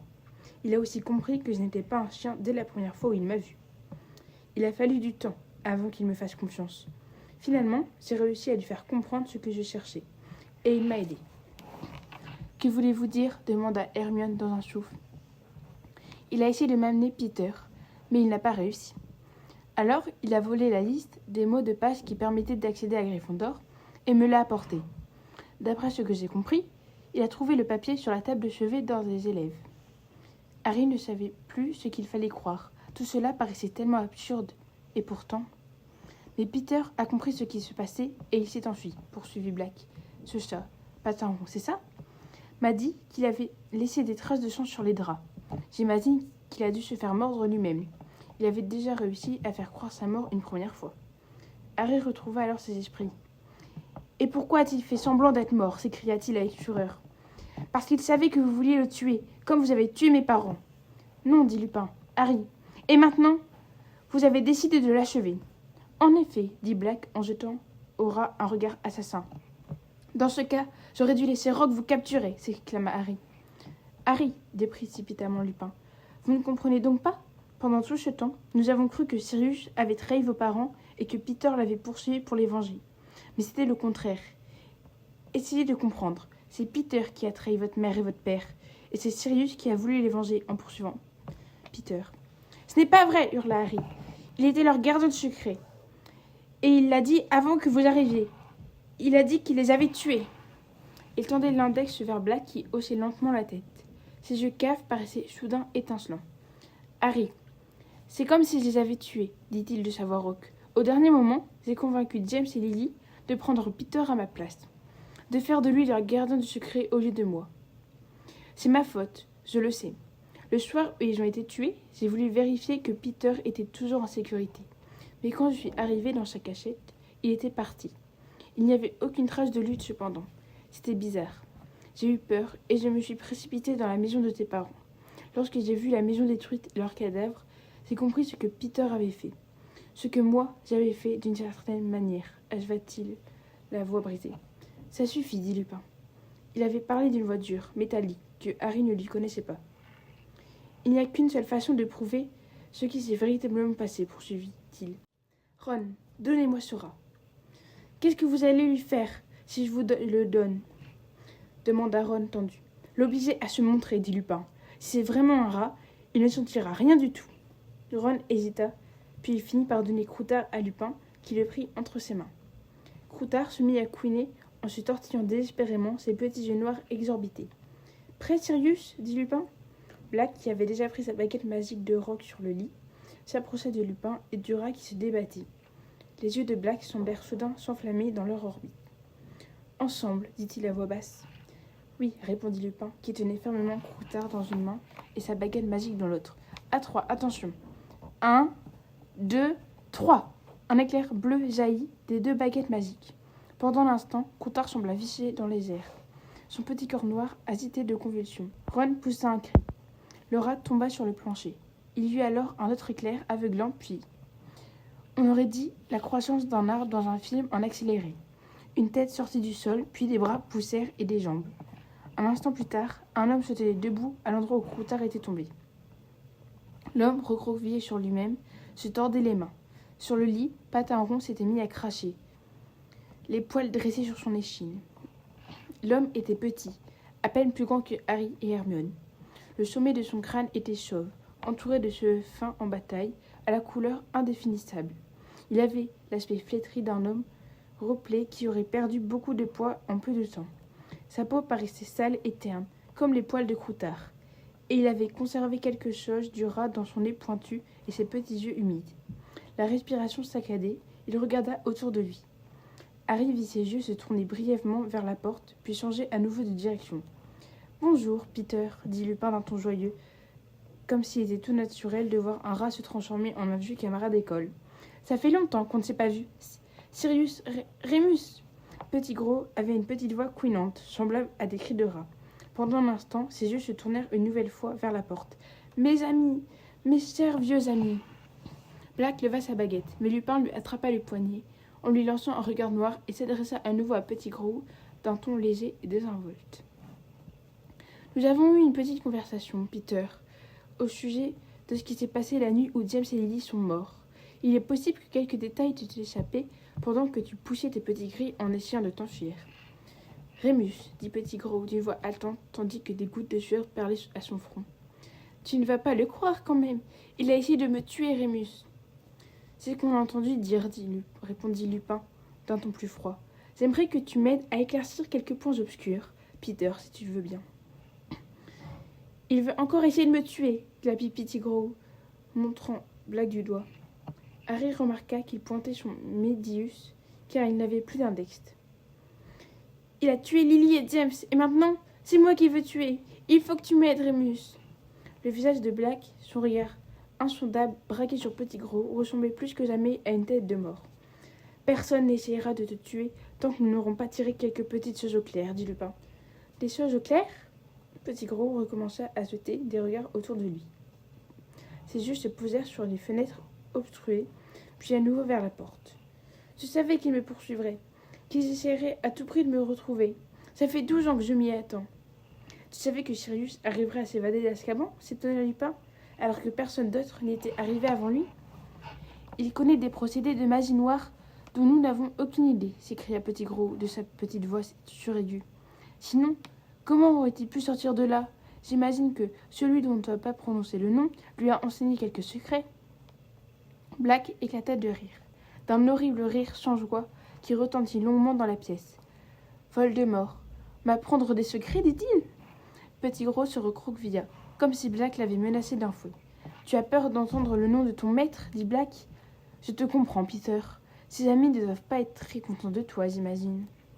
Je ne vois pas ce que tu veux dire, Sirius, marmolla Petit Gros, la respiration de plus en plus saccadée, le visage luisant de sueur. Ce n'est pas de moi que tu t'es caché pendant 12 ans, Peter, dit Black. Tu t'es caché des anciens partisans de Voldemort. J'ai entendu beaucoup de choses à Azkaban. Ils pensent tous que tu es mort. Sinon, ils te demanderaient des comptes. J'en ai entendu qui criaient toutes sortes de choses dans leur sommeil. À les en croire, le traître les a trahis eux aussi. Voldemort a retrouvé les posters grâce aux renseignements que tu lui as donnés. Mais le pouvoir de Voldemort a été détruit ce jour-là. Ses partisans n'ont pas tous fini à Azkaban. Il y en a encore beaucoup qui sont en liberté. Ils attendent leur heure en faisant semblant de regretter leur erreur passée. Et ses amis, ils apprenaient que tu es toujours vivant, Peter. Je ne comprends pas de quoi tu parles, répéta Petit Gros d'une voix plus aiguë que jamais. Il s'essuya le visage d'un revers de la manche et se tourna vers Lupin. Tu ne crois pas toutes ces folies, n'est-ce pas, Rémus ? Je dois t'avouer, Peter, que j'ai du mal à comprendre pourquoi un innocent passerait volontairement 12 années dans la peau d'un rat, dit Lupin d'un ton égal. Innocent, mais terrifié, couina Petit Gros. Si les partisans de Voldemort me cherchaient, c'est parce que j'ai envoyé un de leurs meilleurs amis à Azkaban, l'espion Sirius Black. Les traits de Black se contractèrent en un rictus. « Comment oses-tu » lança-t-il dans un grognement qui rappelait l'énorme chien dont il avait pris la forme auparavant. « Moi, un espion de Voldemort ? Quand m'a-t-on jamais vu me mettre dans les bonnes grâces des gens plus forts et plus puissants que moi ? Mais toi, Peter, je ne comprendrai jamais pourquoi je ne me suis pas tout de suite rendu compte que c'était toi l'espion. Tu as toujours aimé avoir des amis plus forts que toi qui te protégeaient, n'est-ce pas ? À un moment, c'était nous, Rémus et moi. Et James. Petit Gros s'essuya à nouveau le visage. Il avait du mal à respirer. Moi, un espion ? Tu es fou ou quoi ? Jamais. Je me demande comment tu peux dire une chose pareille.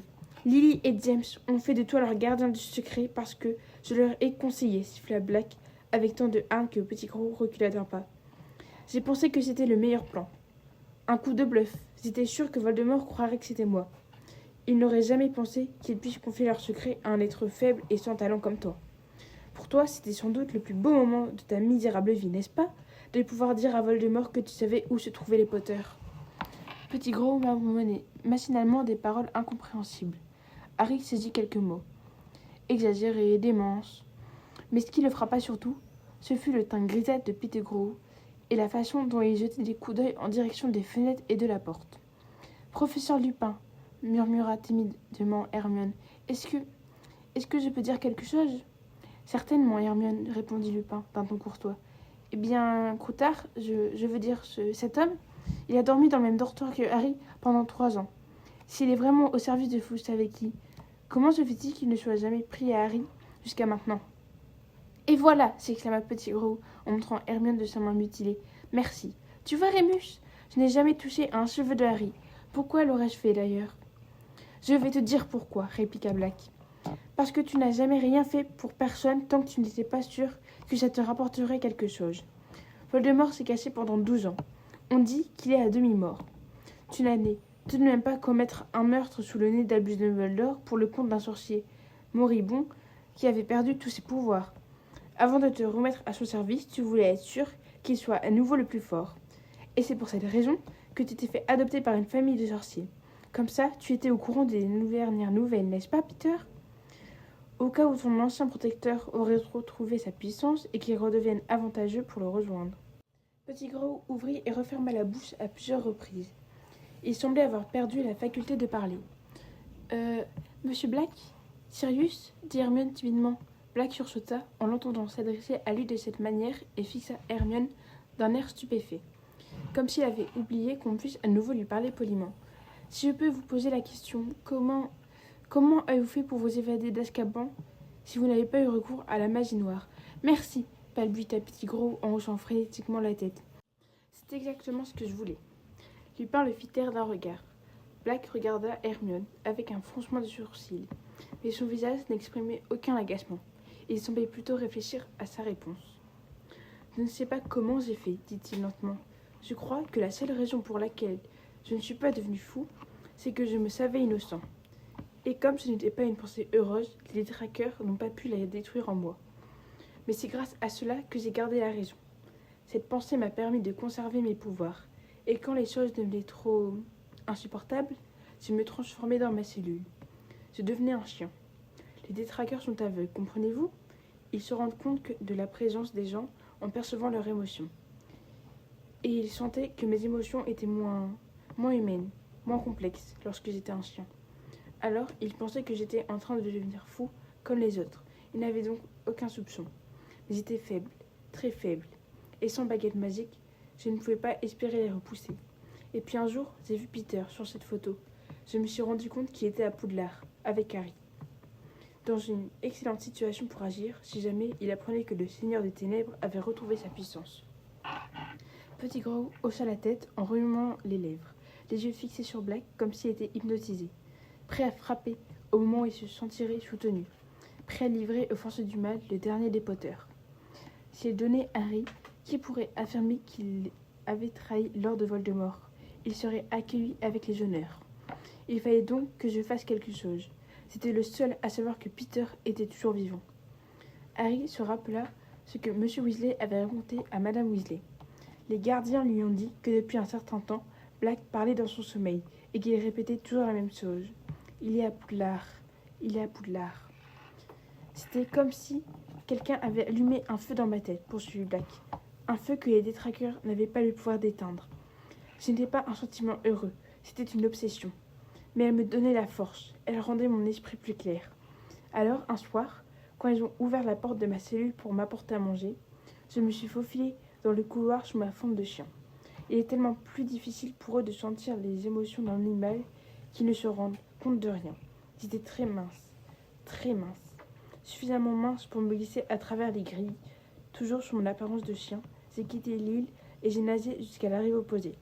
Ensuite, je suis remontée vers le nord et je me suis introduit à Poudlard sous la forme d'un chien. Depuis, je suis restée cachée dans la forêt interdite. Sauf quand je suis venue assister au match de Quidditch, bien sûr. Tu voles aussi bien que ton père, Harry. Il regarda Harry qui ne détourna pas les yeux. Crois-moi, reprit Black. Crois-moi, je n'ai jamais trahi James et Lily. J'aurais préféré mourir plutôt que les trahir. Et finalement, Harry décida de le croire. La gorge trop serrée pour parler, il haussa la tête en signe d'approbation.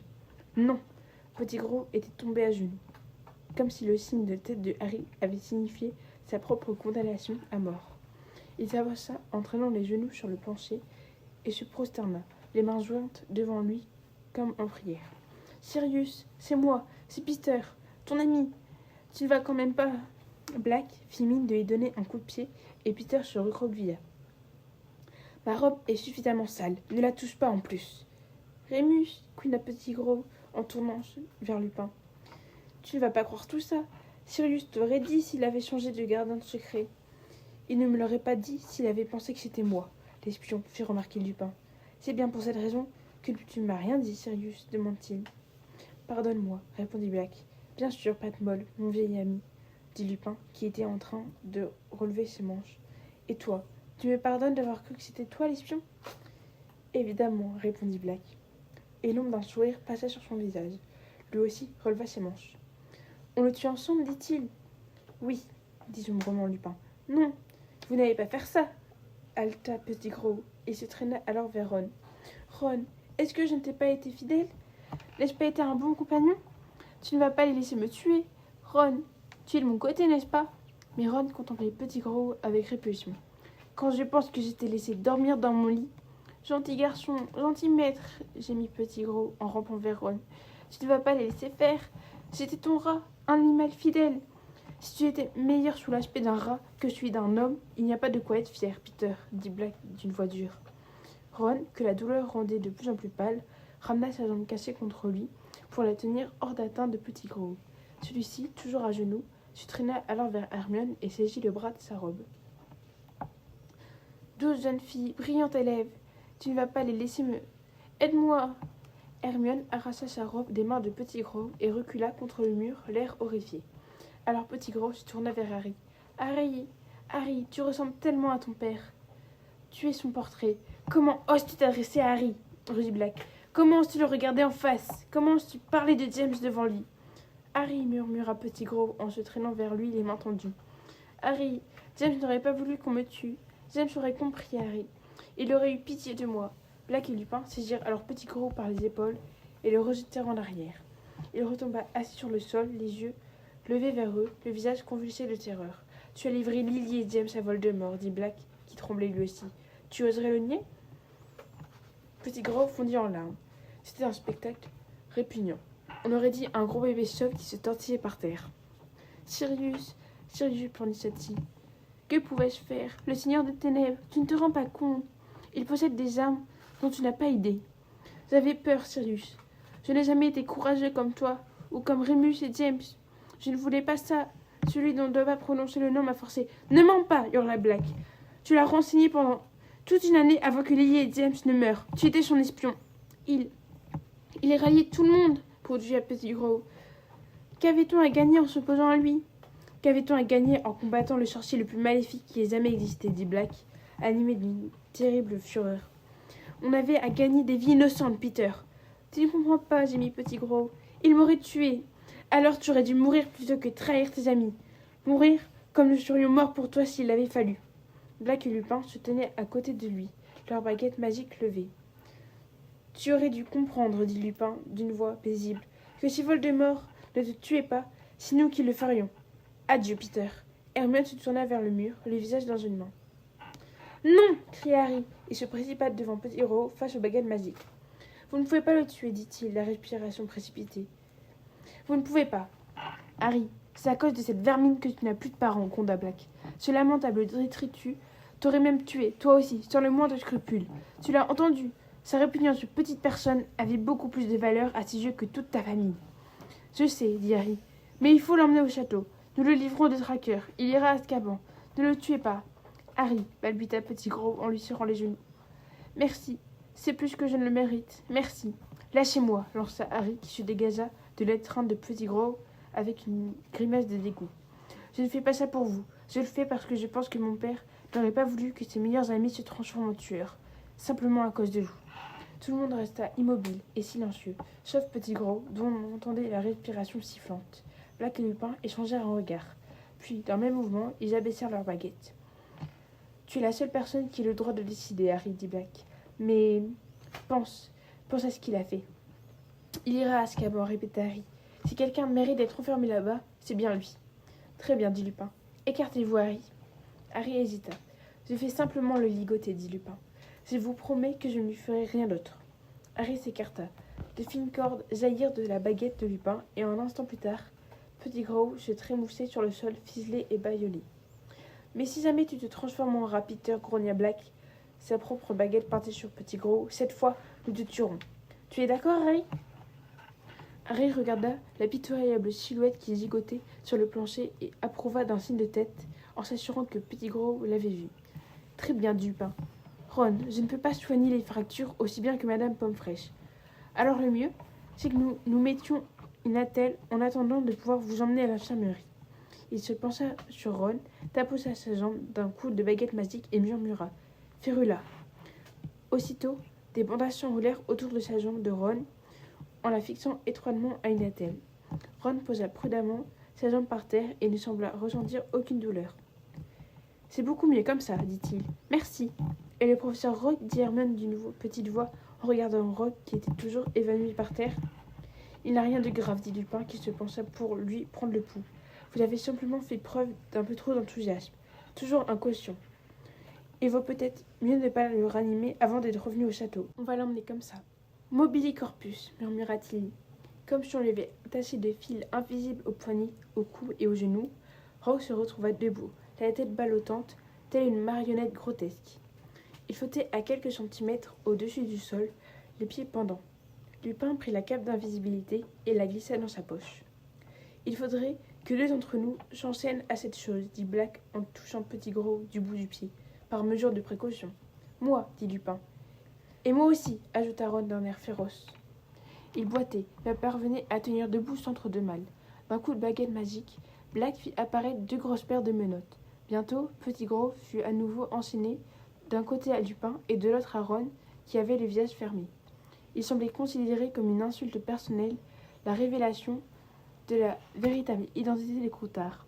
D'un bond léger, Patin-Rond sauta du lit et sortit le premier de la pièce, ouvrant la voie aux autres, le panache de sa queue touffue fièrement dressé, comme un signe de ralliement. Chapitre 20. Le baiser du détraqueur. Jamais Harry ne s'était trouvé au sein d'un groupe si étrangement composé.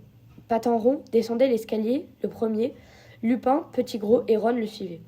Ils avaient l'air de participer à une des courses où les concurrents sont attachés 3 par 3. Derrière eux, le professeur Rogue flottait dans les airs. Tel un spectre, le bout de ses pieds effleurait les marches de l'escalier. C'était Sirius qui le faisait avancer, ainsi, en pointant sur lui la propre baguette de Rogue. Enfin, Harry et Hermione fermaient la marche. S'engager dans le tunnel ne fut plus une mince affaire. Lupin, Petit Gros et Ron durent s'y glisser de côté. Lupin continua de pointer sa baguette magique sur Petit Gros, et Harry les voyait progresser avec difficulté en marchant en crabe. Patin-Rond ouvrait toujours la voie. Harry se trouvait juste derrière Sirius qui faisait avancer Rogue devant lui. Sa tête, qui ballottait sur ses épaules, se cognait sans cesse contre le plafond bas. Et Harry eut l'impression que Sirius ne faisait aucun effort pour éviter les chocs répétés. « Tu sais ce que ça signifie de livrer Petit Gros ?» dit soudain Sirius à Harry. « Vous êtes libre ?» répondit Harry. « Oui, mais je suis aussi... Je ne sais pas si quelqu'un te l'a jamais dit, mais je suis ton parrain. »« Je le savais, » dit Harry. « Tes parents m'ont désigné pour m'occuper de toi si jamais il leur arrivait quelque chose, » déclara Sirius d'un peu raide. Harry attendit. Sirius pensait-il à la même chose que lui ? Bien entendu, je comprendrais très bien si tu préférais rester avec ton oncle et ta tante, poursuivit Sirius. Mais pense-y, lorsque j'aurai été réhabilité, si jamais tu veux changer de maison... Harry eut l'impression que quelque chose explosait en lui. Vous voulez dire habiter chez vous et quitter les Dursley ? Sous le coup de l'émotion, sa tête heurta un morceau de roc qui dépassait du plafond. Je pensais bien que tu n'accepterais pas, dit précipitamment Sirius. Je comprends très bien. Je voulais simplement... Vous plaisantez ? Coupa Harry, la voix soudainement rauque que celle de Sirius. Bien sûr que je veux quitter les Dursley. Vous avez une maison ? Quand est-ce que je pourrai m'y installer ? Sirius se retourna, le regardant dans les yeux. La tête de Rogue raclait le plafond. Mais Sirius ne semblait pas s'en soucier le moins du monde. Tu veux vraiment ? dit-il. Oui, je veux vraiment, assura Harry. Sur le visage émacié de Sirius Black se dessina alors le premier vrai sourire que Harry lui ait jamais vu. La différence était saisissante. On aurait dit qu'un être de 10 ans, plus jeune, venait d'apparaître sous le masque décharné. Pendant un instant, Harry reconnut Lon qui riait sur les photos de mariage de ses parents. Ils ne dirent plus un mot jusqu'à ce qu'ils aient atteint le bout du tunnel. Patin-Rond escalada la pente le premier. Il avait dû appuyer la patte sur le nœud de la racine qui permettait d'immobiliser le Skullcogneur, car Lupin, Petit Gros et Ron se hissèrent au dehors sans déclencher la fureur des branches. Sirius fit passer Rogue par l'ouverture, puis il s'effaça pour laisser sortir Harry et Hermione. Enfin, il se glissa dehors à son tour. Le parc était plongé dans l'obscurité. Ils avancèrent en silence en direction du château, dont on voyait les fenêtres briller au loin. De temps à autre, Petit Gros laissait échapper un gémissement. Les pensées se bousculaient dans la tête de Harry. Il allait quitter les Dursley pour habiter chez Sirius Black, le meilleur ami de ses parents. Il se sentait tout étourdi. Qu'arriverait-il quand il annoncerait aux Dursley qu'il allait vivre avec le prisonnier évadé qu'ils avaient vu à la télévision ? Un geste suspect. Peter et... menaça Lupin, sa baguette magique pointée sur la poitrine de Petit Gros. Ils traversèrent le parc silencieusement. Les lumières du château se rapprochaient. Rogue continuait de flotter comme un fantôme devant Sirius, le menton rebondissant sur sa poitrine. Soudain, il y eut une éclaircie dans le ciel. De faibles ombres se dessinèrent. À présent, la lueur du clair de lune baignait les alentours. Rogue heurta Lupin, Petit Gros et Ron qui s'étaient brusquement immobilisés. Sirius se figea, un bras tendu derrière lui pour faire signe à Harry et Hermione de s'arrêter également. Harry vit la silhouette de Lupin qui semblait pétrifié, remarqua que ses jambes se mettaient à trembler. « Oh là là !» bredouilla Hermione. « Il n'a pas pris sa potion ce soir, il va devenir dangereux !»« Fuyez !» murmura Sirius. « Fuyez immédiatement !» Mais Harry ne pouvait s'y résoudre. Ron était enchaîné à Petit Gros et à Lupin. Il se précipitait vers lui, mais Sirius le saisit par les épaules et le rejeta en arrière. « Laisse-moi faire ! Cours !» Un terrible grognement retentit. La tête de Lupin s'allongeait, son corps également. Ses épaules se voûtaient, des poils apparaissaient sur son visage et ses mains se recourbaient pour former des pattes dotées de griffes. Patenron recula, sa fourrure dressée sur son échine. Le loup-garou se cabra en faisant claquer ses longues mâchoires. Sirius avait disparu. Il s'était métamorphosé. L'énorme chien se précipita d'un bond. Lorsque le loup-garou se libéra de la menotte qui l'attachait, le chien l'attrapa par le cou et le tira en arrière. Loin de Ron et de Petit Gros, ils étaient à présent accrochés l'un à l'autre, mâchoire contre mâchoire. Leurs griffes se déchiraient férocement. Harry restait immobile, saisi par l'incroyable spectacle, trop absorbé par le combat pour remarquer quoi que ce soit d'autre. Ce fut le cri d'Hermione qui l'alerta. Petit Gros avait plongé sur la baguette magique de Lupin. Ron, vacillant sur sa jambe cassée, tomba. Il eut une détonation, un éclair, et Ron resta immobile sur le sol. Une autre détonation. Patenron fut projeté en arrière et retomba par terre en un petit tas informe. « Expelliarmus !» cria Harry. Sa baguette magique pentait sur Petit Gros. La baguette de Lupin, lui, sauta des mains et s'envola en disparaissant dans l'obscurité. « Restez où vous êtes !» cria Harry. Il se rua sur lui, mais trop tard. Petit Gros s'était transformé. Sa queue de rat glissa de la menotte attachée au poignet de Ron et Harry l'entendit détaler dans l'herbe. Il y eut un hurlement mêlé à un grognement. Le loup-garou s'enfuya en direction de la forêt. « Sirius, il s'est échappé ! Petit Gros s'est transformé !» cria Harry. Sirius saignait. On voyait des plaies sur son dos et son museau. Mais il se releva et s'élança. Le bruit de ses pattes, qui martelaient le sol, s'évanouit au loin.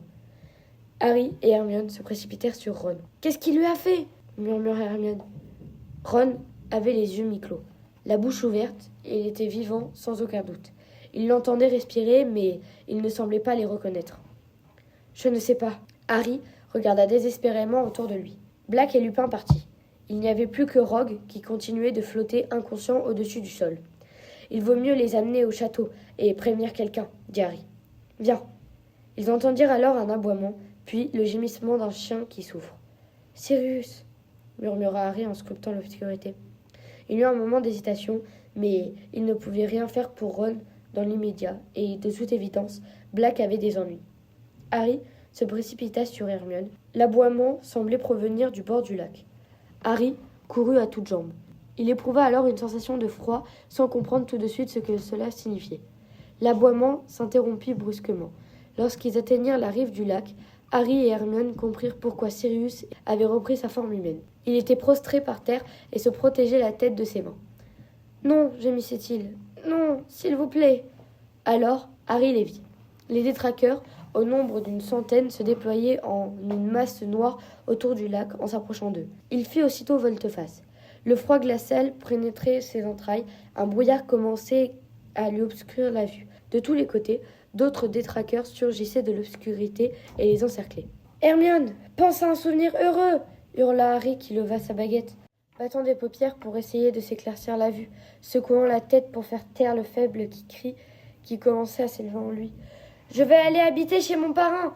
Je quitte les Dursley à tout jamais. » Il se força de penser à Sirius, uniquement à Sirius, et se mit à scander. « Spero patronum ! Spero patronum !» Black fut secoué d'un frisson. Il roula sur lui-même et resta étendu sur le sol, pâle comme la mort. « Tout va s'arranger. Je vais aller vivre chez lui. Spero patronum ! Hermione, aide-moi ! Spero patronum ! Spero !» murmura Hermione. « Spero !» Mais elle ne parvint à prononcer la formule. Les détraqueurs se rapprochaient. Ils n'étaient plus qu'à quelques mètres et formaient un mur solide autour de Harry et Hermione. « Spero Patronum !» hurla Harry en essayant de ne pas entendre le cri qui résonnait à ses oreilles. Un mince filet d'argent jaillit de sa baguette magique et flotta comme une brume devant ses yeux. Au même moment, il sentit qu'Hermione tombait évanouie à côté de lui. Il était seul, complètement seul. Spero Patronum. Harry sentit ses genoux heurter l'herbe froide, un brouillard s'épaissit devant ses yeux. Dans un effort surhumain, il se concentra sur cette pensée unique. Sirius est innocent. Innocent. Tout ira bien. Je vais aller habiter chez lui. Spero Patronum attela-t-il. À la faible lueur de son patronus informe, il vit un détraqueur s'arrêter tout près de lui.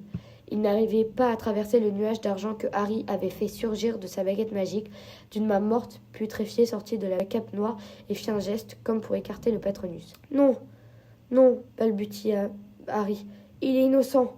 Spero Patronum !» Il entendait leur souffle rauque qui l'enveloppait comme un esprit maléfique. Le détraqueur, qui se trouvait devant lui, leva alors ses mains aux chairs décomposées et souleva sa cagoule, là où auraient dû se trouver ses yeux.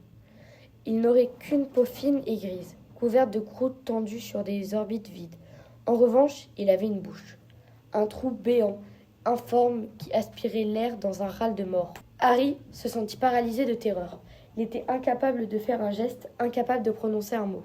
Son patronus vacilla comme la flamme du bougie et disparut. Un brouillard blanc l'aveuglait. Il fallait lutter à tout prix. « Spero Patronum !» Il ne voyait plus rien. Il entendit alors le hurlement familier, encore lointain. « Spero Patronum !» Il chercha Sirius à tâtons et trouva son bras. Il ne les laisserait pas le capturer, mais deux mains moites entourèrent soudain le cou de Harry et l'obligèrent à relever la tête. Il sentit le souffle du détraqueur. Les cris de sa mère résonnaient à ses oreilles. Ce serait le dernier son qu'il entendrait. Alors, le brouillard qui l'engloutissait eut l'impression d'apercevoir une lueur argentée qui devenait de plus en plus brillante, et il se sentit tomber en avant sur l'herbe. Face contre terre, trop faible pour bouger, malade et tremblant, Harry ouvrit les yeux. Une lumière aveuglante illuminait l'herbe. Autour de lui, les cris s'étaient tus, la sensation de froid disparaissait. Quelque chose repoussait le détraqueur, quelque chose qui les enveloppait. Lui, Sirius et Hermione. Le râle des détraqueurs s'éloignait. Ils s'en allèrent. La chaleur était revenue. Rassemblant toutes les forces qui lui restaient, Harry leva la tête.